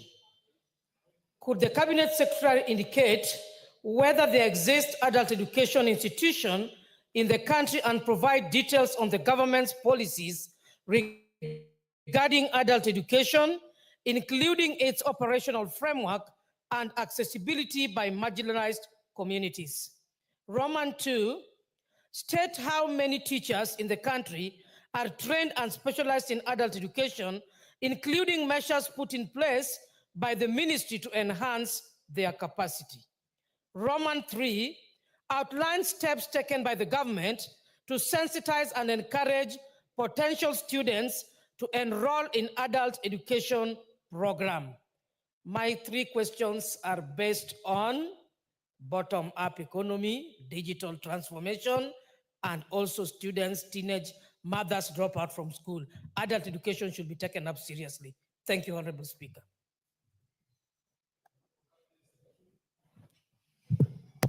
Thank you, Mr. Speaker. Adult and continuing education has been a national priority since independence. Literacy is essential for sustainable development. Article 43(1)(f) of the Constitution guarantees every person the right to education. In line with this commitment, the Ministry of Education has developed and is implementing policies and guidelines to support the delivery of adult education, continuing education as an integral component of the lifelong learning. The legal framework includes the Basic Education Act 2013, which recognizes adult and continuing education as a critical component within the broader basic education framework. In terms of the policy and strategic framework, the Kenya Vision 2030 prioritizes human capital development and lifelong learning as enablers of national transformation. In the education sector, the sessional paper number 1 of 2019 underscores the need to promote lifelong learning and skills development for youth and adults. The National Education Sector Strategic Plan 2023-2027 outlines strategic interventions to improve access, equity, and quality in adult education. The strategic plan also provides for the review and harmonization of adult and continuing education policies. In addition to this, there is the National Adult and Continuing Education Framework 2010, which provides for concrete policy options on what should be done to overcome the challenges of literacy and numeracy as to enable adult and continuing education play its rightful role in national development. Currently, the ministry has developed the national policy on adult and continuing education to provide an updated policy environment for the governance and coordination of adult and continuing education in the country. At the ministry level, Mr. Speaker, the implementation of the adult and continuing education is coordinated under the Directorate of Adult and Continuing Education within the State Department of Basic Education. The operational framework includes the following. One, community-based learning centers. These are centers that serve as key delivery points for literacy, numeracy, and lifelong skills training, especially in rural and informal settlements. The Kenya Institute of Curriculum Development has also developed curricula tailored for adult learners, while the Kenya National Examinations Council administers proficiency assessments and certification. The government has also continued to recruit and capacity build adult education officers, instructors, and facilitators to ensure quality delivery of services. There is also monitoring and evaluation through a structuring, monitoring, and evaluation framework that is in place to track learner enrollment, completion, and progression, feeding the National Education Data System such as NEMIS. The government has prioritized the inclusion of marginalized and underserved populations in adult and continuing education programming. This is through various interventions like mobile learning units and integration with alternative provision of basic education and training programs, development of inclusive learning materials, and deployment of specialized instructors to enhance participation, strengthening partnerships with civil society and faith-based organizations to expand reach and accessibility, specific efforts to address barriers faced by women, youth, and elderly learners, including flexible learning schedules and sensitization campaigns in a bid to promote gender and age inclusion.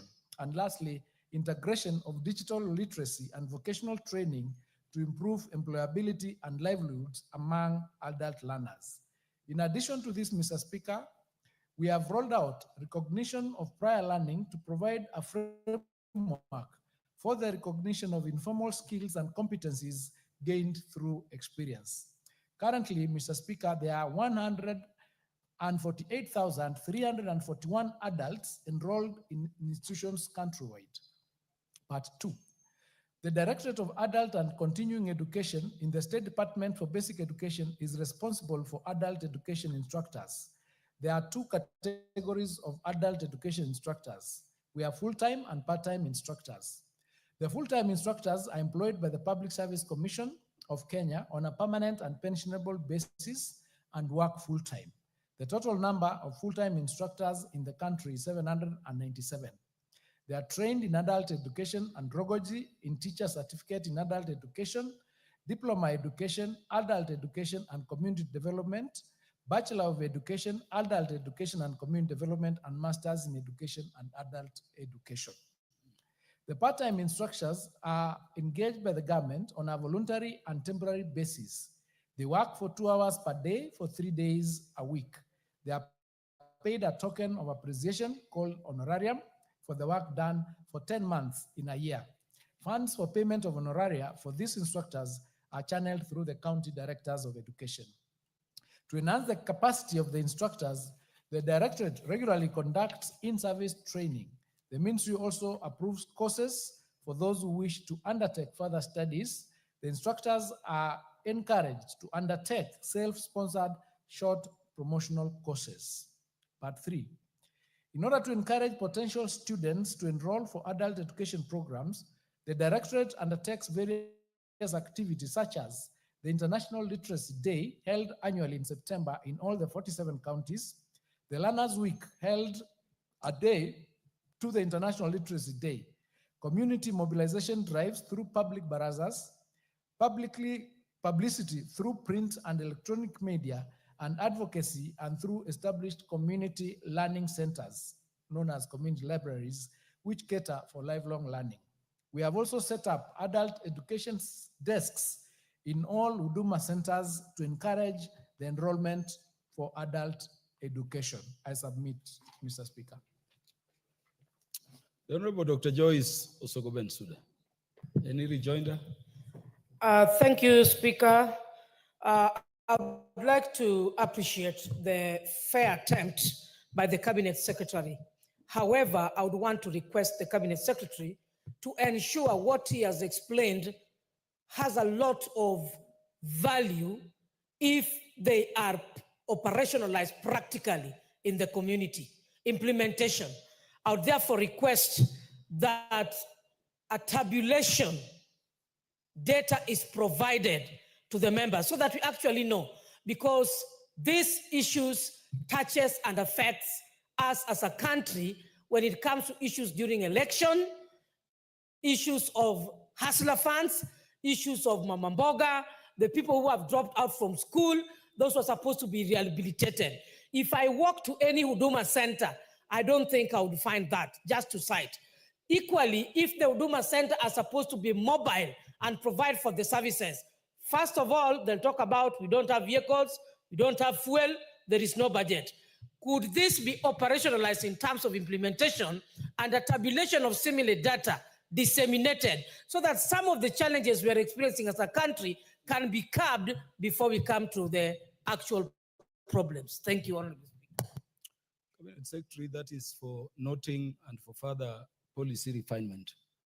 The Honorable Charles Guna, you want to address the matter of adult education? Yes. Or a separate issue? Yeah, it's just a joyriding question. No, on adult education? Yes. No, because if it is not related to adult education, I'll create time for those general questions towards the end. Okay. Do we have any person who wants to ride on the matter of adult education? The Honorable Ferdinand Wanyonyi. I've been here the whole day. I just want to find out, I think it's a very good question raised by my colleague. I have not noticed this at all in my constituency, and it's very important because those days, Mr. Speaker, we saw this program when we were very young, but it's vetted out. How do I know, for example, that my constituency in my county is there? Because I've not seen that at all. So it's very important, and so we can be able to see if it's twice a week, we should be able to know, and at which places. I've not seen that in my constituency.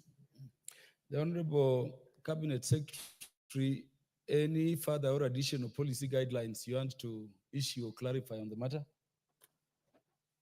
Mr. Speaker, I'm well guided that we need to provide the data so that we can show where the centers in these constituencies on these 148,000 that we've indicated that are already in the program, so that we can then work from there. So we'll provide that data to the House so that it can be distributed for all the constituencies. And we take it positively that we need to work on the implementation of the program. And I agree with Mheshimiwa Honorable Ferdinand that when we were young, we could see it. Nowadays, because perhaps we have improved a lot, we do not see it as much because we concentrate on these others, but we'll give it some more publicity so that it can be seen and we can raise it where it's supposed to be. Thank you. Thank you, Cabinet Secretary. The member for Nakuru County, the Honorable Lisa Chelule, to ask question number 045 of 2025.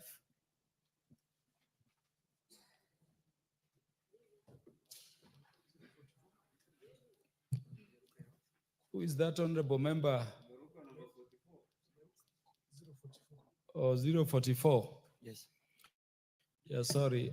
Ask question number 44 of 2025, the member for Kiambu, the Honorable Machoa Itaka. Yes, Mr. Speaker, I was wondering why you had jumped my question. I regret the oversight. Yes, thank you, Mr. Speaker. I rise to ask question 044 of 2025. Could the Cabinet Secretary confirm that the Ndigwa Primary School, established in 2006, has no room for expansion and lacks crucial facilities such as a playground? And if so, state what steps the ministry is taking to address the issue. Question number 2, outline the criteria used by the ministry to allocate infrastructure funds to public schools and indicate when schools in Kiambu constituency, particularly those facing infrastructure deficits, will receive funding to improve learning facilities. Number 3, provide a report on the number of public schools in the country that lack playgrounds, the reasons for the deficiency, and the specific interventions by the ministry to ensure that all schools have the essential facilities for students' learning and development. Thank you, Mr. Speaker. The Honorable Cabinet Secretary for Education. Thank you, Mr. Speaker. Tindigwa Primary School in Kiambu Sub-County sits on 3/4 of an acre. Classrooms and administration offices occupy a big portion of the land, leaving a small portion that is inadequate to be used as a playfield. The space that is left is equivalent to 1/4 of an acre. The school's population is rapidly growing and requires more land for future expansion. Currently, the school's enrollment stands at 815 learners. Since there is no playground, learners are sometimes taken to facilities away from the school in order to access playgrounds for various co-curricular activities. The ministry is currently engaging with stakeholders on the possibility of addressing the space limitation through acquisition of additional land.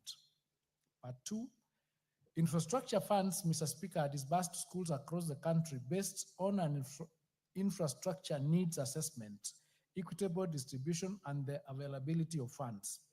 Schools with poor infrastructure that seek to benefit from the funds make a request to the Ministry of Education through the Sub-County Director of Education.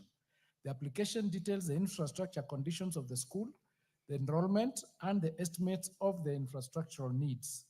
Additional supporting documents such as bills of quantities, assessment reports, and recommendations and photographs may also be provided. The boards of management also provide minutes indicating the infrastructure needs. These applications are then forwarded to the ministry for consideration. A school would then be allocated funds if the ministry determines that there is justifiable need and that the school deserves the requested intervention subject to availability of funds. In determining the allocation of funds, the ministry seeks to ensure that the resources are equitably distributed, noting the different levels of school infrastructure development and enrollment in the various parts of the country. Other than the foregoing criteria, some schools are funded under the Emergency Response Fund if they have been befallen by calamities. Such schools may make an appropriate application for consideration, or they may be identified by the ministry through its field officers. Projects in schools that are funded under the Infrastructure Improvement and Emergency Fund have to be fully completed. Refunding can only be provided if the school writes through the Sub-County Director of Education to ascertain the state and stage of completion of such projects. This ensures there are no stalled projects and that there is value for money. We wish to indicate, however, that for the last 2 financial years, the ministry has not received any pool funds to support schools applying for infrastructural grants. Mr. Speaker, the ministry also provides infrastructure grants based on the public participation projects as decided by the constituency stakeholders and scheduled in the budget printouts by the National Treasury. In the financial year 2024-2025, for example, Nachu Primary School in Kiambu has been allocated Kenya shillings 5 million. Part 3, Mr. Speaker, the preliminary report on the number of public schools in the country that lack playgrounds is provided in appendix number 3. And we have provided that appendix, perhaps the clerk would provide to the members. The interventions that have been undertaken vary on the circumstances of each school. Generally, schools in densely populated urban areas lack space for expansion. In such cases, We have worked an arrangement for sharing facilities between proximate institutions and also relying on available public stadia. In rural areas and areas that still have land for expansion available, we are exploring support from partners, especially the national government Constituency Development Fund, to support the acquisition of additional land. In the meantime, the affected schools share facilities with adjacent institutions or rely on available public amenities. I submit. The Honorable Waitaka, the response of the Cabinet Secretary is already with the table, the clerk's table here. You can get it and pursue in detail those recommendations. Do you have any further clarifications you need? Yes, yes, Mr. Speaker. The CS has said that there are plans to see what can be done to get the school more facilities. I would like to inform the CS that just across the school, there is 1 acre available, and the landowner there is willing to sell the land. So I think the CS can start there. Honorable Waitaka. Yes. I told you to pick the response in hard copy of the PS to your question from the clerk's office here, or from the table. Yes. In that response, if I heard the CS clearly, he has stated what steps you need to take as an institution or as a representative if you have to get the kind of benefit you are seeking. It is not just that there is land, but the CS has guided on what further steps ought to be made and with what officers, so that interventions, if it were to come from the ministry, is made. Would that be satisfactory? Well guided. Well guided. Thank you. The Honorable Basil Turait. Thank you, Mr. Speaker. Thank you to the CS for a very comprehensive response to several questions. My question is to tell us the criteria used to disburse funds for JSS classrooms, because you can find some schools got 29 JSS classrooms while others got 64. So what criteria do you use to disburse these funds? Thank you. The Honorable Dr. James Nyikal, your intended question relates to the matter of purchase of additional parcels of land for schools with inadequate land. About issues relating to schools. No, schools is very general. It is. I want a joyrider. It is related. Yes, the Honorable Dr. James Nyikal, let us hear you. Mr. Speaker, I've been sitting here, and most of the questions are relating to individual issues in schools, except probably the last one that is coming. And then it begs the question, how is it that people have to come to as high as Parliament and the Minister to ask for questions that are relating to management of individual schools? What is the monitoring mechanism and the inspection system that would bring these issues to the attention of the ministry so that these are solved, or get them solved at a lower level? We can't have the minister coming here to address individual school issues.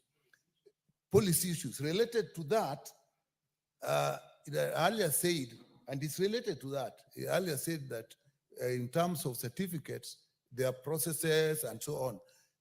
This Sunday, I'll be in Seme, and I'm sure there are people I told that we are looking at this matter, and I'm lucky the minister is here. What am I going to tell the parents that come that their certificates of their kids have been held? Practical issues that I go, if you go to this person, you will get it done. Because I think that is what people are looking at. Thank you. The Honorable Nyikal, I don't think Parliament sits in vain. The cabinet secretaries are given this platform so that most of these policy positions on critical things like certificates can be spoken from parliament to the nation as they watch. I think we need to direct the people we represent as members of parliament whose certificates are held to approach the institutions holding them. And if there is a problem, we need to have the understanding that the ministry is devolved. We have sub-county education officers, we have county education officers. Let that complaint be taken down there for action. But I don't think we should be in our right place as members of parliament, honorable members, to be the ones, raising doubt as to whether the policy directives given will be enforced or otherwise. Ours is to ensure it is enforced and to assist the ministry to also pursue, the sanctions proffered. The Honorable Cabinet Secretary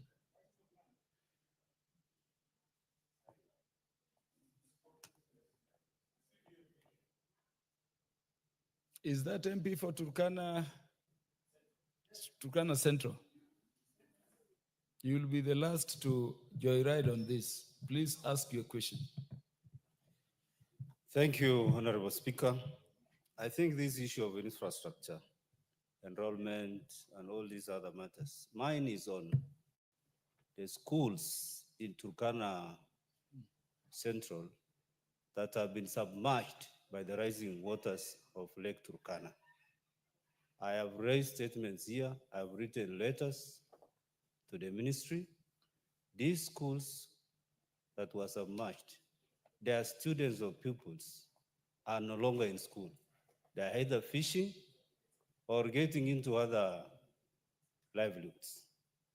Honorable Speaker, my question is, a school called Natole Primary School, a school called Katula Primary School, a school called Merrier Primary School, and a school called Nangolpus Primary School have all been submerged. And Honorable Speaker, the rule on the 3 kilometers required by UNESCO has never been achieved in Turkana Central. Meaning, when these schools were submerged, the nearest school could be more than 10 kilometers away, or even 15. What is the ministry doing to ensure that these schools are actually constructed? I have been able to do one with the CDF funds, 5 classrooms, one of the schools called Ngimure Primary School. Number 2, Honorable Speaker, if there are schools that went to the close, maybe the nearest school that was 5 kilometers away, like Natole Primary School, and the settlements were actually destroyed because people moved away. What is the ministry doing to ensure that these schools are also receiving food, school feeding food, program food? So because the livelihoods of most of these families were affected. Honorable Speaker, that is why I've been here since. Thank you. And I need an answer from the minister. Thank you. Thank you, MP, for Turkana Central. I've given you special leeway because of the nature of Turkana. The Honorable Cabinet Secretary, if you have a response from the MP for Turkana, and if you could clarify on the matter the Honorable Dr. Nyikal was raising and the other members in a minute or two. Thank you. Thank you, Mr. Speaker. On the issue of the certificates that the Honorable Dr. Nyikal raises, as I said, the period that we gave for the head teachers to release the certificates expire next week. After that expiry, our officers on the ground will collect data of which principals and which head teachers have refused to release the certificates to the students. We will then deal with them. That's why I said we'll take action after that, because we gave them 14 days to respond and comply. And if they do not comply, we'll take the data, and that is the point at which we'll take action. So the parents that would come to you, let them confirm to the sub-county directors of education that they've gone to primary school A or secondary school B, and they've been denied the certificate, and we'll have that record. The sub-county officers and county officers will be going through the whole country to collect that data. I know some counties where they are fully compliant. I also know others who have said they're not going to comply. So we are waiting for those, and we'll deal with them. I know they've been thinking that we'll not take action, but we are going to take action because it is unconstitutional and it is illegal. And Kenya is a country of laws. They are not going to be left undealt with. With respect to the schools that have been submerged, as I had indicated earlier, for the last 2 years, we haven't received any infrastructure funds. That perhaps is the reason why we've not been able to rebuild the schools that were submerged in Turkana. What we are now doing is try to work with other government institutions like the Ministry of Interior and the military to assist us in those emergency situations, to assist us in rebuilding those schools. So we'll put those schools in that program, even though we don't have funds at the moment, to see that they are done so that the students get back to school. On the school feeding program, those schools, if they were in the Cabinet Secretary, before you leave that part, you know the terrain and the nature of Turkana Central, and generally Turkana. It is one region and one constituency which is already marginalized. In terms of intervening for that part of Kenya so that they also don't lose on everything in terms of marginalization, what kind of intervention or special arrangement can be made to secure that the affected students have somewhere to go back to school? And I'm asking this Cabinet Secretary, knowing this was not a question on the order paper. If there is no response it coming in the manner it has come, could a meeting even with a member of parliament for the ministry to understand the concerns of the people and to explore solution deeper be necessary or possible? Yes, it is concerning. So what we are going to suggest is that if the member of parliament would come to the office, then we sit together and work around to see whether there is some emergency intervention that we can do, even with other ministries, so that we can resolve that matter. If you can kindly make time to come to the office and we discuss that issue. On the issue of the JS classrooms, the assessment that was done as to what number of classrooms each school would get was based on the number of students in grade 8. So the mathematics was on the basis of a classroom will take between 40 and 50 students. So if you had 100 students in grade 8, then you would be allocated 2 classrooms. That was the basis of the differences in the various classrooms. It's based on the number of enrollment on the students in grade 8. I submit. The last question by the Member of Parliament for Nakuru County, the Honorable Lisa Chelule, MP. Question number 045 of 2025.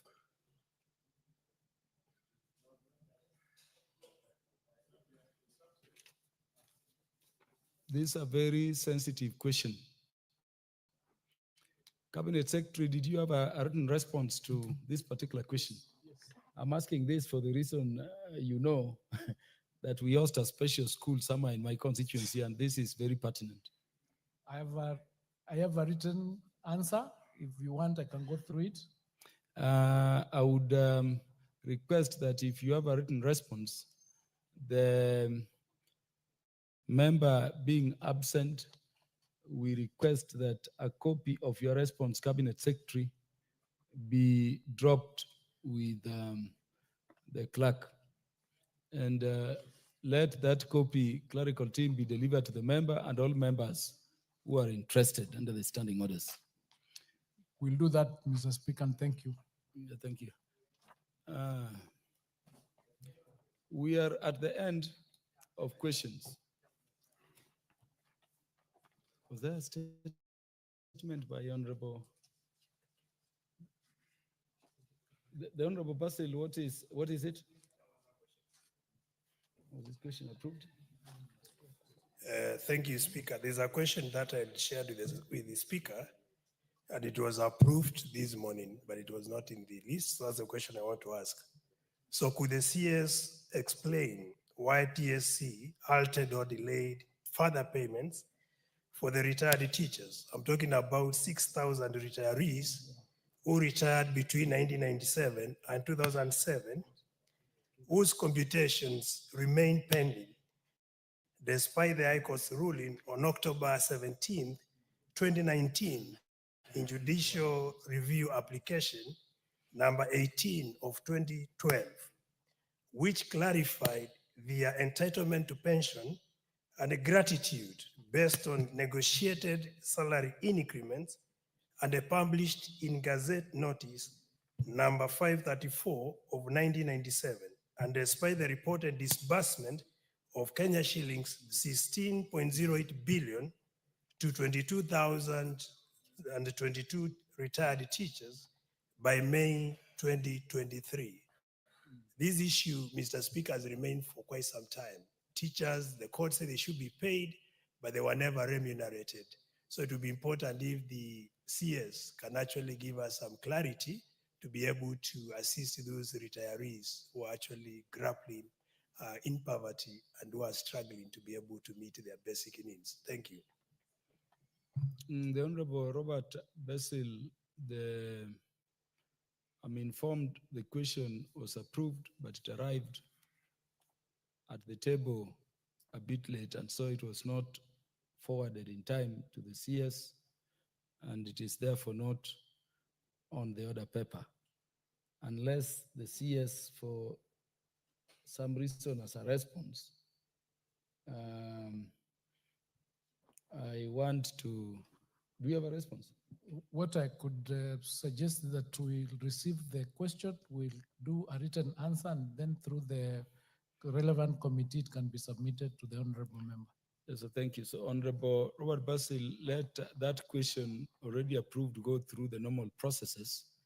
The arrangements will be made for the Cabinet Secretary to be back to the House in good time to respond before those Kenyans affected are so adversely affected. Honorable members, a statement, the Honorable Jane Kagiri.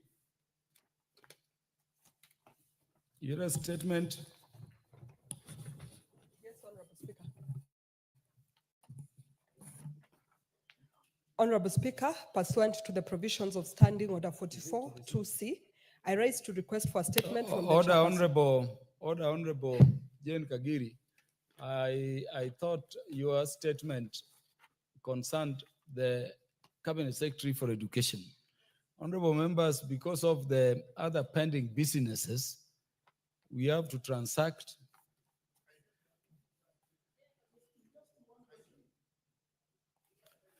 The chair of the Departmental Committee on Justice and Legal Affairs. Yes, thank you very much. Honorable Speaker, it is very important to acknowledge that as the CS answers these questions, the members of the public are also following very closely and with a lot of interest. That makes the work of this House transparent, and we don't have to belabor to say what was said. A member of a constituent has referred me to question number 018 of 2025 in respect of what is termed as Duksi and Madrasa, because the response the CS gave was that plans and programs are at high gear to ensure that it is agreed these programs are introduced to all schools in the country. The question they're asking is this: Duksis and madrasas are basically on Islamic religion and faith. While we appreciate that in our country, we have the Christian religious education and the Islamic religious education, which are approved curriculum programs, we're worried whether these do qualify for the statement that they will be introduced in all schools. That's the clarification we are being asked to make. The Honorable Cabinet Secretary is a senior counsel, just as the Honorable George Gitonga Murugara. Normally, we would say Parliament is functus officio on that question. But Honorable Cabinet Secretary, just for clarity, if you have something to say. I proceed. As I indicated, there are policies and guidelines that are being developed, which will take into account how those programs will be rolled out, so that it may not be in the whole of the national schools, or even when it is in the whole of the national schools, it will not be that everybody will take the course.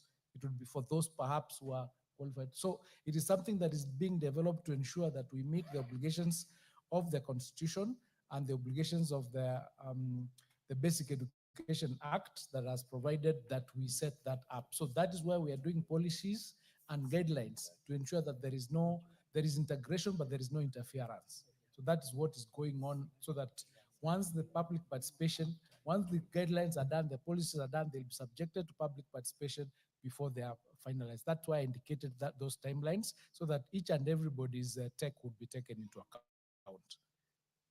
Thank you, Cabinet Secretary. Cabinet Secretary, before you make your final remarks on matters policy around the education, allow me to permit the Honorable Charles Nguna to raise an issue of general policy.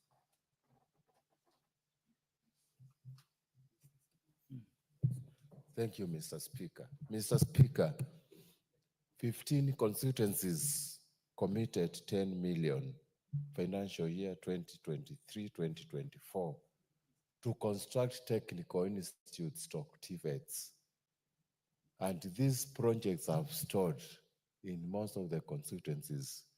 What is the ministry doing to ensure that their commitment they wrote to us, that they have completed this project, including the Mwingi West Technical Institute, which we actually contributed 10 million, and you've not provided the money you committed to provide? Thank you, Mr. Speaker. The Honorable Mawathe, what is the matter? Thank you, Mr. Speaker.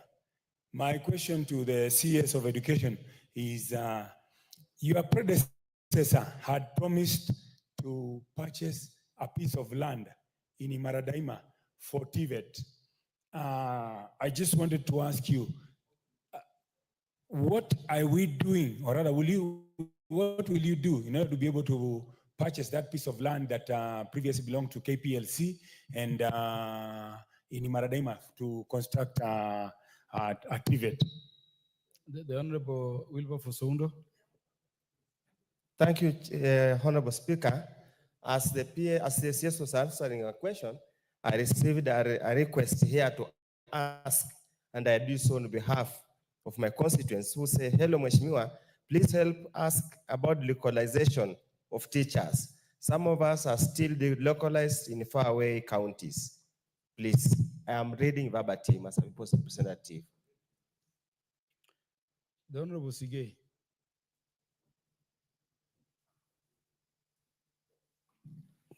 Thank you, Mr. Speaker. I wanted to ask our minister, our CS, the issue of JSS. Mr. Speaker, in my constituency, we have so many schools which are far apart, and the students have to travel long distances, Mr. Speaker. And I've written to the Ministry of Education, asking them to ensure that they give these schools which qualify to have JSS. Chair, that is Mr. Speaker, that's a serious issue. Last week I was in the I get you, the Honorable Sigei. Yes, thank you. The Honorable Toriti.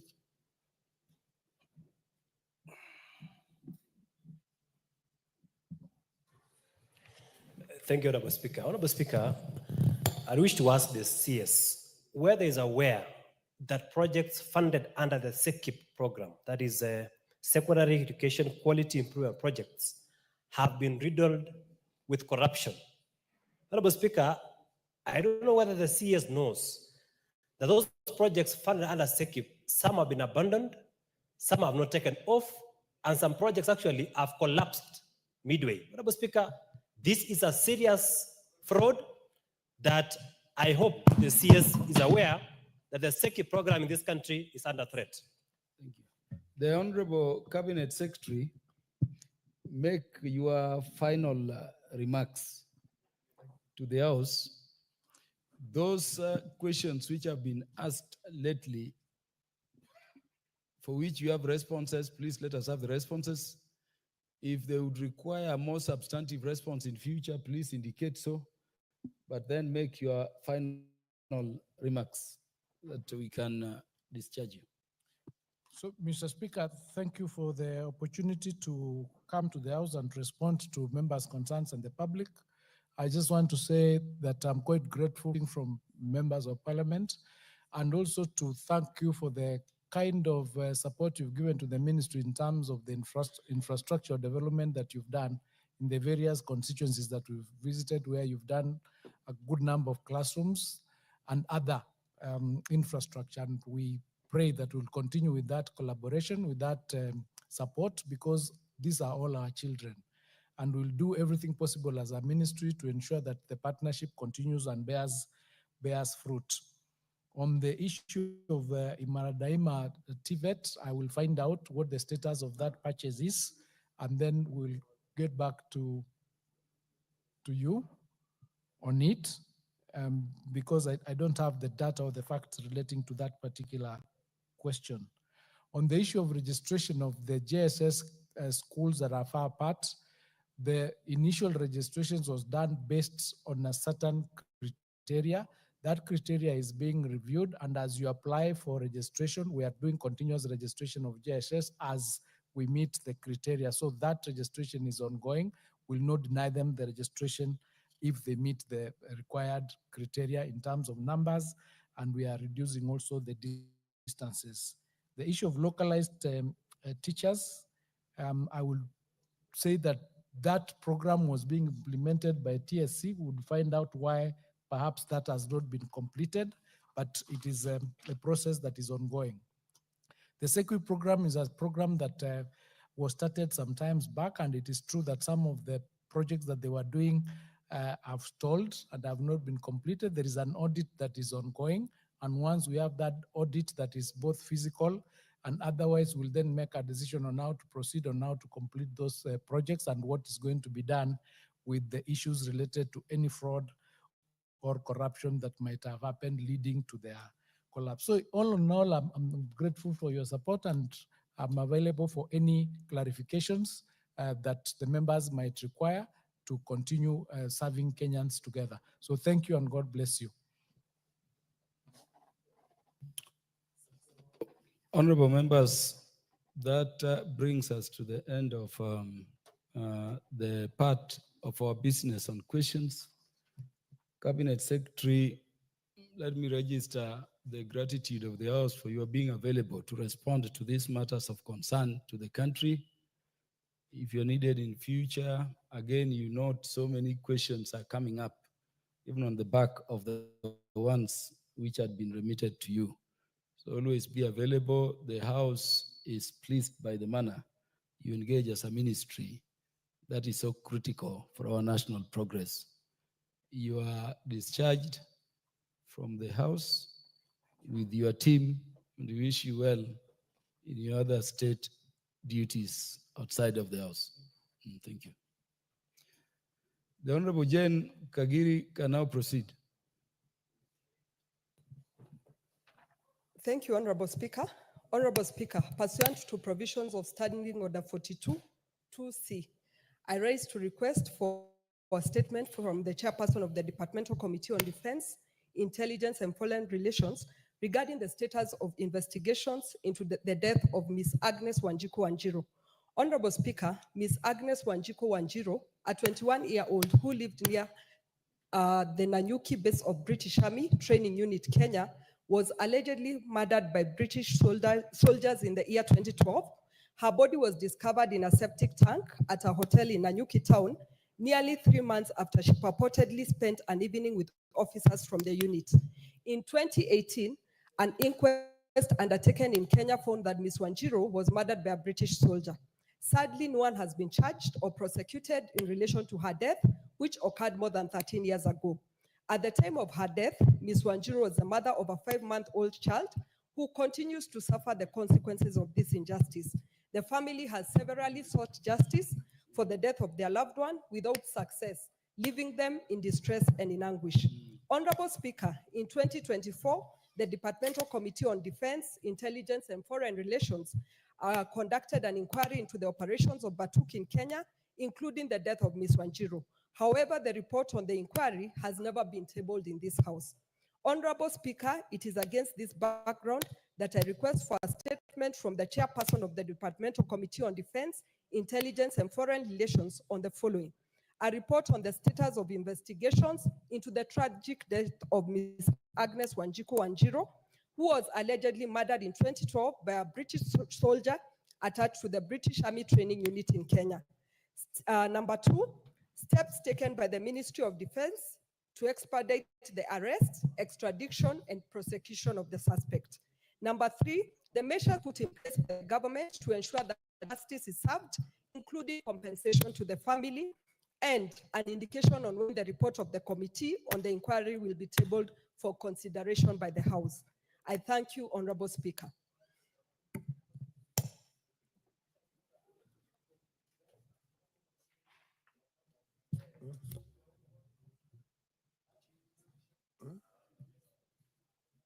Come again?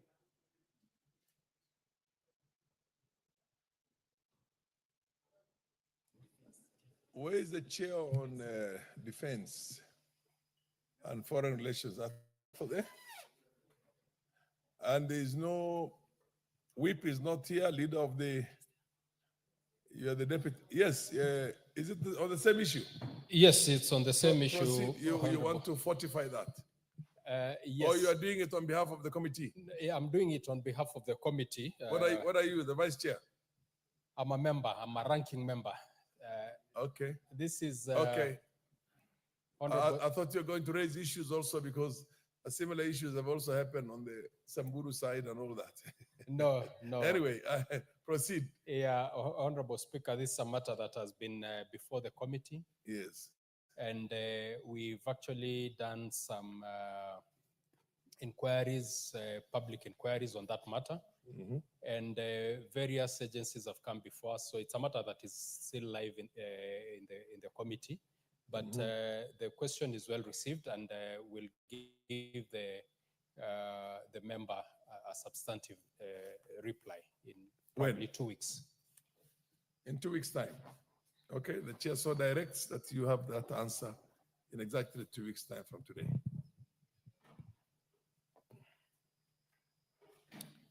Are we going to the next order? Yeah, next order.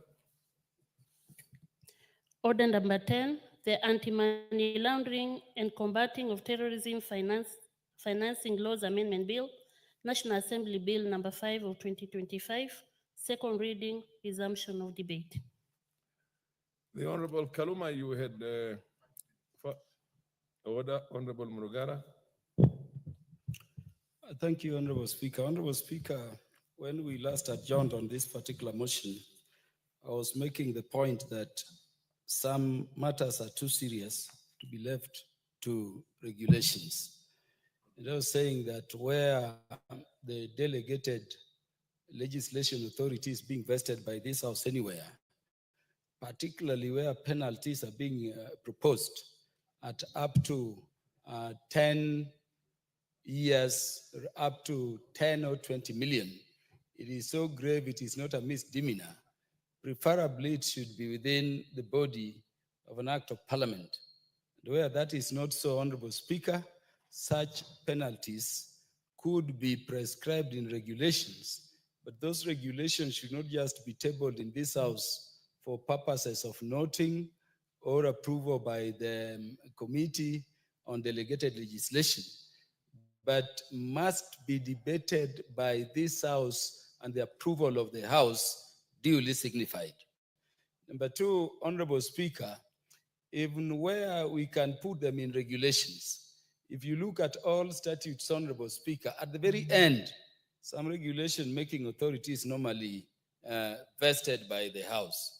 If you look at all these statutes in which various regulations with sanctions are proposed, they have regulation-making provisions. We cannot have in a statute a provision relating to regulations in some nature, and then there is a general provision. I'm therefore saying, Honorable Speaker, that in terms of form, even where we are proposing regulations, let all those provisions relating to regulation making be within the provision, usually at the last of the statute to deal with those matters. Honorable Speaker, I have a problem with what is at page 77. There is a clause at the bottom for in terms of regulations. And Honorable Speaker, when you go over to page 50, you'll see a provision relating to the Betting, Lotteries and Gaming Act, an amendment at subclause F of that page, that this authority can impose monetary, civil, or administrative sanctions for violations related to the anti-money laundering provision. Honorable Speaker, you see this authority being given power to impose sanctions, civil, including monetary, sanctions, including administrative sanctions. Number one, Honorable Speaker, it is not defined what you mean by administrative sanctions. What are their types? Number two, it is also not confirmed whether this particular agency or authority at this level is sitting as a court of law or a quasi-judicial body. Because as you know it, Honorable Speaker, you cannot make a determination touching on a person's property, or a person's liberty, a person's money, without affording that person hearing. And if that hearing is going to be afforded before such sanctions can be meted by the authority, that judicial, quasi-judicial authority must be vested in the authority first by law. And then number two, Honorable Speaker, there must be secure provisions confirming that the person will be heard within the Constitution at Article 50 by an impartial and independent tribunal, not an authority making this determination on their own.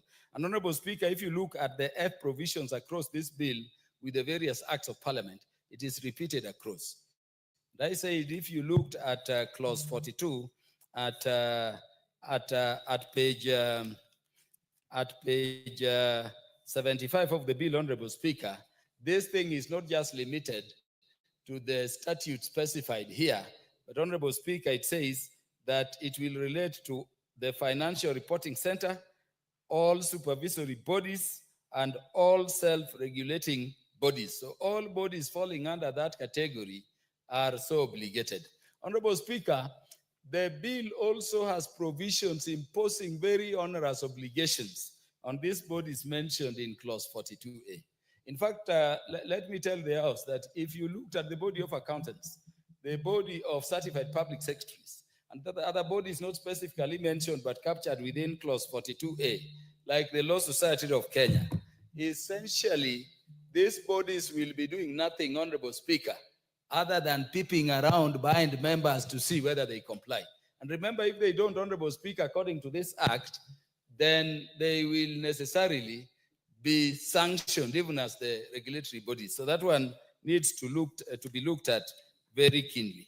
Honorable Speaker, there is the provision relating to across the various acts, that whatever authority we are talking about, Honorable Speaker, will take such action as is necessary to supervise and to enforce compliance by reporting institutions. Honorable Speaker, this is very serious to me. Honorable Speaker, where you have a situation where you are saying a body can sanction any Kenyan for acts as serious as terrorism, for acts as serious as money laundering. You give him an additional 5 minutes. Yes. Honorable Speaker, where you have a body is in a situation where it is being empowered to take such action. Remember, this is a matter of terrorism. Honorable Murugara and my friends have defended people who have been wrongly accused for terrorism before. Honorable Speaker, there is a time we had some mosque for which people fundraised somewhere, I think in Eastleigh down here. And there was a gentleman called Babatunde Taiwo, appointed by the United Nations to sit somewhere in this country to have a report on terrorism in the Horn of Africa. That gentleman used to sit somewhere at Westgate here. And I'm telling you this from experience. Anybody you had a grievance with, you just needed to approach that guy where he was taking coffee at Westgate, you give him money, and those people were mentioned. I got people mentioned and blamed to be the coordinators of terrorism in the Horn of Africa, people who cannot even hold a firearm. People had known for very long. And Honorable Speaker, if we didn't intervene, I can tell you, those for whom we didn't intervene disappeared, and it has never been known where they went to date. The emphasis I'm making, Honorable Speaker, is that when we have a law dealing with a serious matter of money laundering, the serious matter of terrorism, let us be careful to ensure that it is so specific, it is so restricted in terms of enforcement, there is no much discretion left on the enforcers, so that we don't have a situation where for personal grievances, for political grievances, for whatever reason, a person will just come, you've taken money to circle like parliamentary circle, and they say that is money that was being laundered without evidence, and then they guillotine you. So I'm requesting for circumspection on laws of this nature. And then because of that, Honorable Speaker, I wanted to say that there are provisions and provisions here.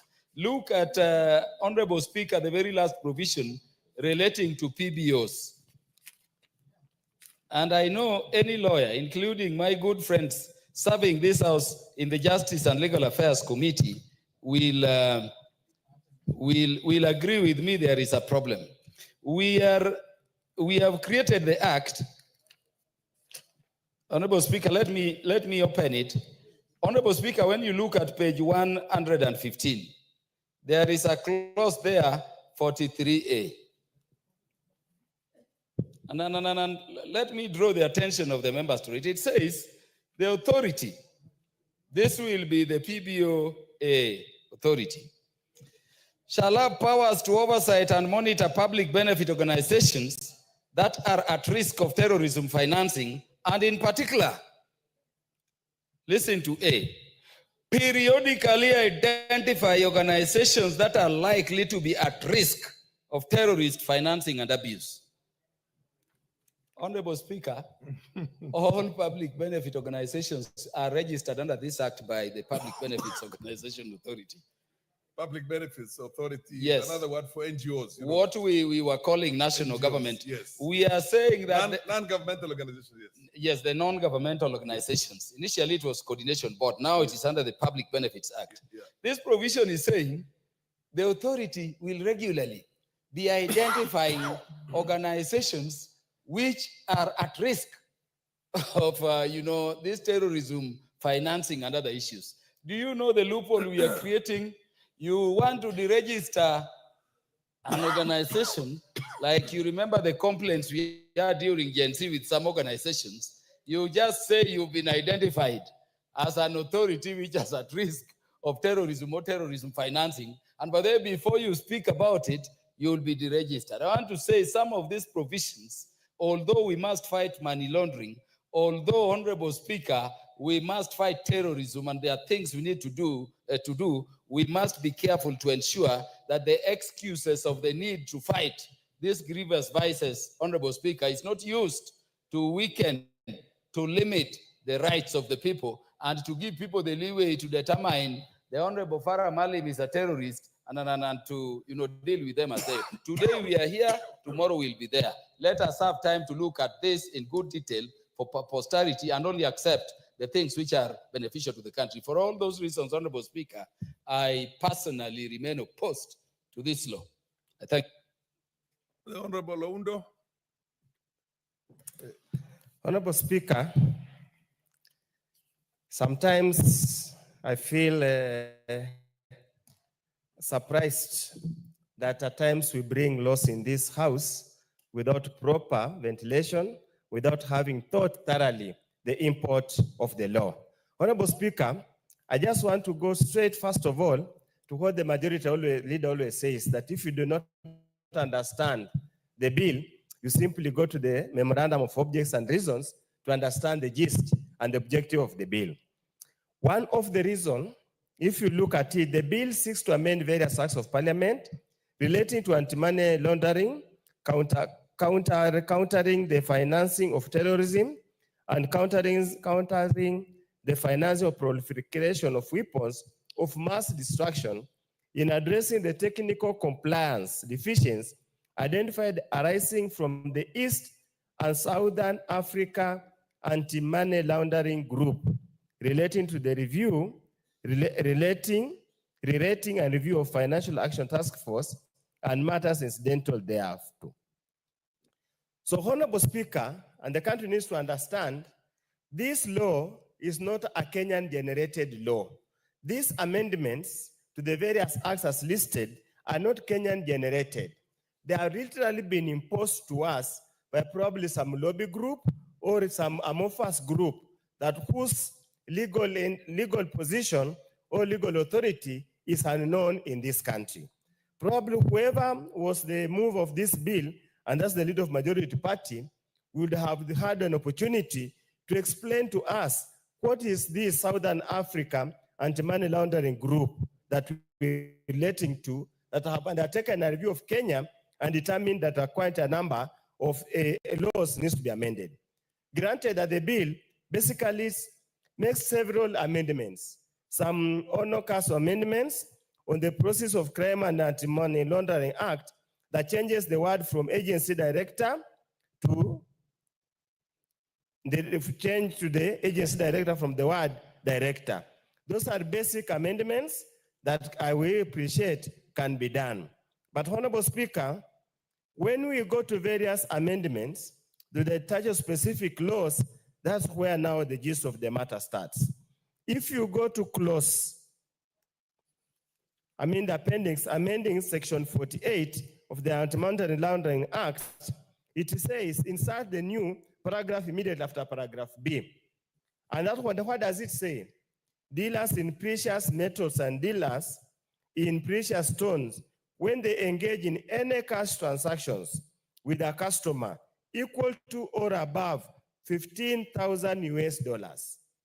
In essence, what the bill is trying to do, Honorable Speaker, and the people of Kenya needs to understand, they're criminalizing any dealing of any money of a certain value, regardless whether the source is genuine, is clean or not. So that to an extent that if you deal with $15,000 US, then you must be believed to be probably trying to launder money, or actually finance terrorism. Honorable Speaker, again, when you go to the various acts, and I want to hear the speaker, when he mentioned about the NGOs that we used to know then, now the public benefits organizations. Honorable Speaker, this bill, I can tell the Kenyans wherever you are, is going to kill the NGOs. The Americans, Trump has killed the NGOs. This bill is going to bury the NGOs, literally, because there was a guy who used to be in charge of some NGO registration, some guy, when he doesn't like you, for political vendetta, he can say the NGO you are running is an NGO meant to finance terrorism and undertake those kind of actions. Indeed, Honorable Speaker, I want to urge, Honorable Speaker, again, terrorism is an ever-moving target. Terrorism is never a fixed target. We have used terrorism as a platform to harass, intimidate, and literally defranchise very many people, very many communities in this country. you again bring another law that makes it practically impossible that even if I had 100,000 bob in my pocket, or parliament gives me money, I take that money to the circle or support any group, any village, we are literally saying we are finished. So I want to ask the mover of the bill, that we need to relook at it, subject to adequate public participation. And I hope the report they have presented has addressed these fears that we are addressing here. At least as we have a platform to articulate the issues here, there are very many silent Kenyans outside there that really needs to be addressed and taken to speed to be told exactly what's the import of this bill. What is the mischief in this amendment bill? What's the mischief? What is it trying to cure that the current laws cannot cure? Granted that they are changed to director to such kind of things, those are basic ones that can be done, but any change to the substantive other bills, and the bills we have changed are quite enough, asset recovery, so many other things that requires literally thorough interrogation and enough time to ventilate on it. Thank you, Honorable Speaker. On that remark, I have adequate sufficient reservation about this bill. And I do believe even when it comes to the committee of the whole house, we might make far-reaching amendments that the spirit of the bill is lost. So probably it might be important for the house leadership to go and reflect, either withdraw it so that we draft it properly, or allow it to water it to nothing without achieving what you intended to achieve. Thank you, Honorable Speaker. The Chair, National Assembly Departmental Committee on Finance and National Planning. I thank you, Honorable Speaker. Thank you for the opportunity, Honorable Speaker, to contribute to this very important debate on the Anti-Money Laundering and Combating of Terrorism Financing Laws, Amendment Bill of 2025, National Assembly Bill number 5 of 2025. Honorable Speaker, at the heart of this bill lies a fundamental truth that the integrity of our financial system is inseparable from our national security, our economic competitiveness, and our global reputation. Honorable Speaker, this is just your routine legislative proposal. It is a strategic response to an international call to action. We are debating this bill today, Honorable Speaker, because Kenya is currently on the Financial Action Task Force grey list. And that unless we act, Honorable Speaker, with urgency, the consequences could be severe and long-lasting. Why does this bill matter, Honorable Speaker? It's important to understand the different levels of the Financial Action Task Force, what's called FATF listing, and their implications. There are two main lists. You're either on the gray lists or on the black lists. The gray lists, officially known as the jurisdiction under increased monitoring, includes countries like now Kenya, that has strategic deficiencies in their anti-money laundering and counterterrorism financing, but they have formally committed to resolving them within agreed timelines. The Honorable Kimani Korea will be heard in silence. So, Honorable Speaker, the two listings, gray and black, it means gray that you have deficiencies in law about matters of anti-money laundering, but you have committed within a speculated amount of time to the Financial Action Task Force to bridge those anomalies, Honorable Speaker. Blacklist on the other side means you have no commitment. I will speak to debate this bill, Honorable Speaker. We are between a flying pan and the fire. We are the gray lists. If we do not pass these laws that we have committed to, it means we go to blacklist. What does going to the blacklist mean? It means as a country, you have agreed to become a haven for financial flows on terrorism, on what we call counter-proliferation, which means financing for mass destruction weapons. So, Honorable Speaker, as we debate this matter, let us remember those two things. We are either on the gray lists or the black lists. We are on the gray list because we have a commitment that there are laws that are deficient in this country that we need to pass. And if we don't, Honorable Speaker, we go to the black list and we join countries like Iran and North Korea, Honorable Speaker. Do you want to be Iran and North Korea as a country of the Republic of Kenya?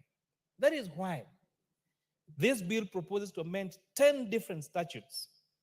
The Proceeds of Crime and Anti-Money Act, the Prevention of Terrorism Act, the Betting Lotteries and Gaming Act, the Circle Societies Act, the Mining Act, the Accountants Act, the Asset Agents Act, Certified Public Secretaries Act, the Tribal Benefit Utility, and the Public Benefits Authority. And the essence of the amendment to all these laws, unlike what honorable members, some of the honorable members have been raising concerns about, is to give them power or to give them the legislative framework they need to check the operations of these particular institutions on suspicion of counterterrorism, Honorable Speaker. Suspicion of all these anti-money laundering, counterterrorism, and proliferation, Honorable Speaker, does not mean that they are guilty. It just means that they need for what you call KYC. Know your customer in the banking sector, for example, that when you interact with the bank, when you're doing your bank transaction, it is the responsibility of the bank to understand the customer and know this money that you're transferring, what is it for? This money that you're depositing, what is it for? But now, with the changes in law, where we have a lot of money is held by betting companies, we have a lot of money held by SACCOs, we have a lot of money held as minerals, Honorable Speaker. It is important because, Honorable Speaker, in 2025, a lot of finances is not necessarily held by banks as it was used in a few years ago. And I think, Honorable Speaker, one of the amendments that I'll be proposing this floor is to include virtual assets and cryptocurrencies under the view of anti-terrorism, Honorable Speaker, under this law. Because now, with the evolution of the financial system, we have money moving away from our traditional financial system of banks. Now there are people holding money as virtual assets in terms of bitcoins and cryptocurrencies. We have a lot of money holding money in our SACCOs. I'm happy to see my chairman of my SACCO, Pacos. Pacos is one of the greatest SACCOs in this country, which holds billions of deposits and savings and shares, Honorable Speaker. And it's therefore important that the same scrutiny that is done on banking transactions is done on SACCO transactions, is done on betting transactions, is done on mineral transactions, is done in our estates as per the asset agents, as per the Estate Agents Act, Honorable Speaker. Some of the provisions of this bill, Honorable Speaker, for example, also intends to, can we take out or take away entities that are not high risk, Honorable Speaker, like the non-profit making organizations. These are money that are put together to build the welfare of the people, which now this particular bill takes them away from what we call the risk-based approach and now leaves them from the oversight of this particular law, Mr. Speaker. This law is also providing new definitions and stronger sanctions, like, for example, what terrorism financing mean, what dealer in precious stones means, and it is posing, very importantly, substantial penalties on unregistered estate agents and other actors who operate outside the regulatory framework. This will close very dangerous loopholes that have previously been exploited. Honorable Speaker, I painfully remember the butchering of 147 candidates at Garissa University. You all remember the bombing act, I think it was class 6 or 7 time, of Nairobi, of the embassy here at Cooperative House during the Nairobi bombing act. We all remember the recent action at Dusit. Why was that made possible?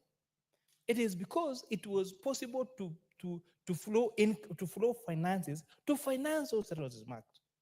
The parents of those students from Garissa University have never recovered. Their lives were lost. Lives of very young Kenyans at that particular time, Honorable Speaker. This law, Honorable Speaker, will ensure. What is out of order, Honorable?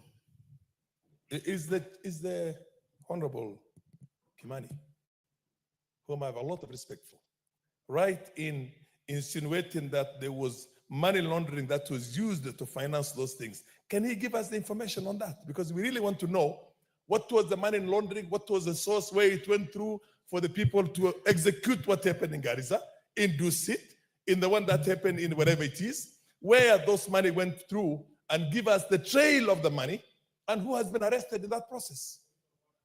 That's a point of order he's supposed to respond to. The Honorable Kimani Kuria. Honorable Speaker, I thank our substantive speakers panel for this information. The matters of anti-money laundering, or what you call terrorism attack, has scientifically 3 perspectives: anti-money laundering, proliferation, and terrorism acts. Yes, that difficult word. And that is a fact. There is a financial, for you to, let's speak, honestly speaking, for you to take bombs to Garissa University, you must be someone very powerful in some way. There are finances involved because those bombs must cost money. So how do you take those bombs to that place? I want to be informed by my senior, yes. Honorable Kimani, you want to be informed? I'd like to be informed by my seniors. Yeah, the Honorable Farah Malin. I'll inform you. You need less than $2,000 to do any act of terrorism. Just buy an AK-47, which you can find in the 4 corners of this country, and sufficient bullets for you to go out there, and a few grenades here and there. If you look at the names of the people who are responsible, by the way, including who was responsible for Dusit, and you find out his own background, they were coming from very humble families. The one who was responsible for Garissa was a university student whose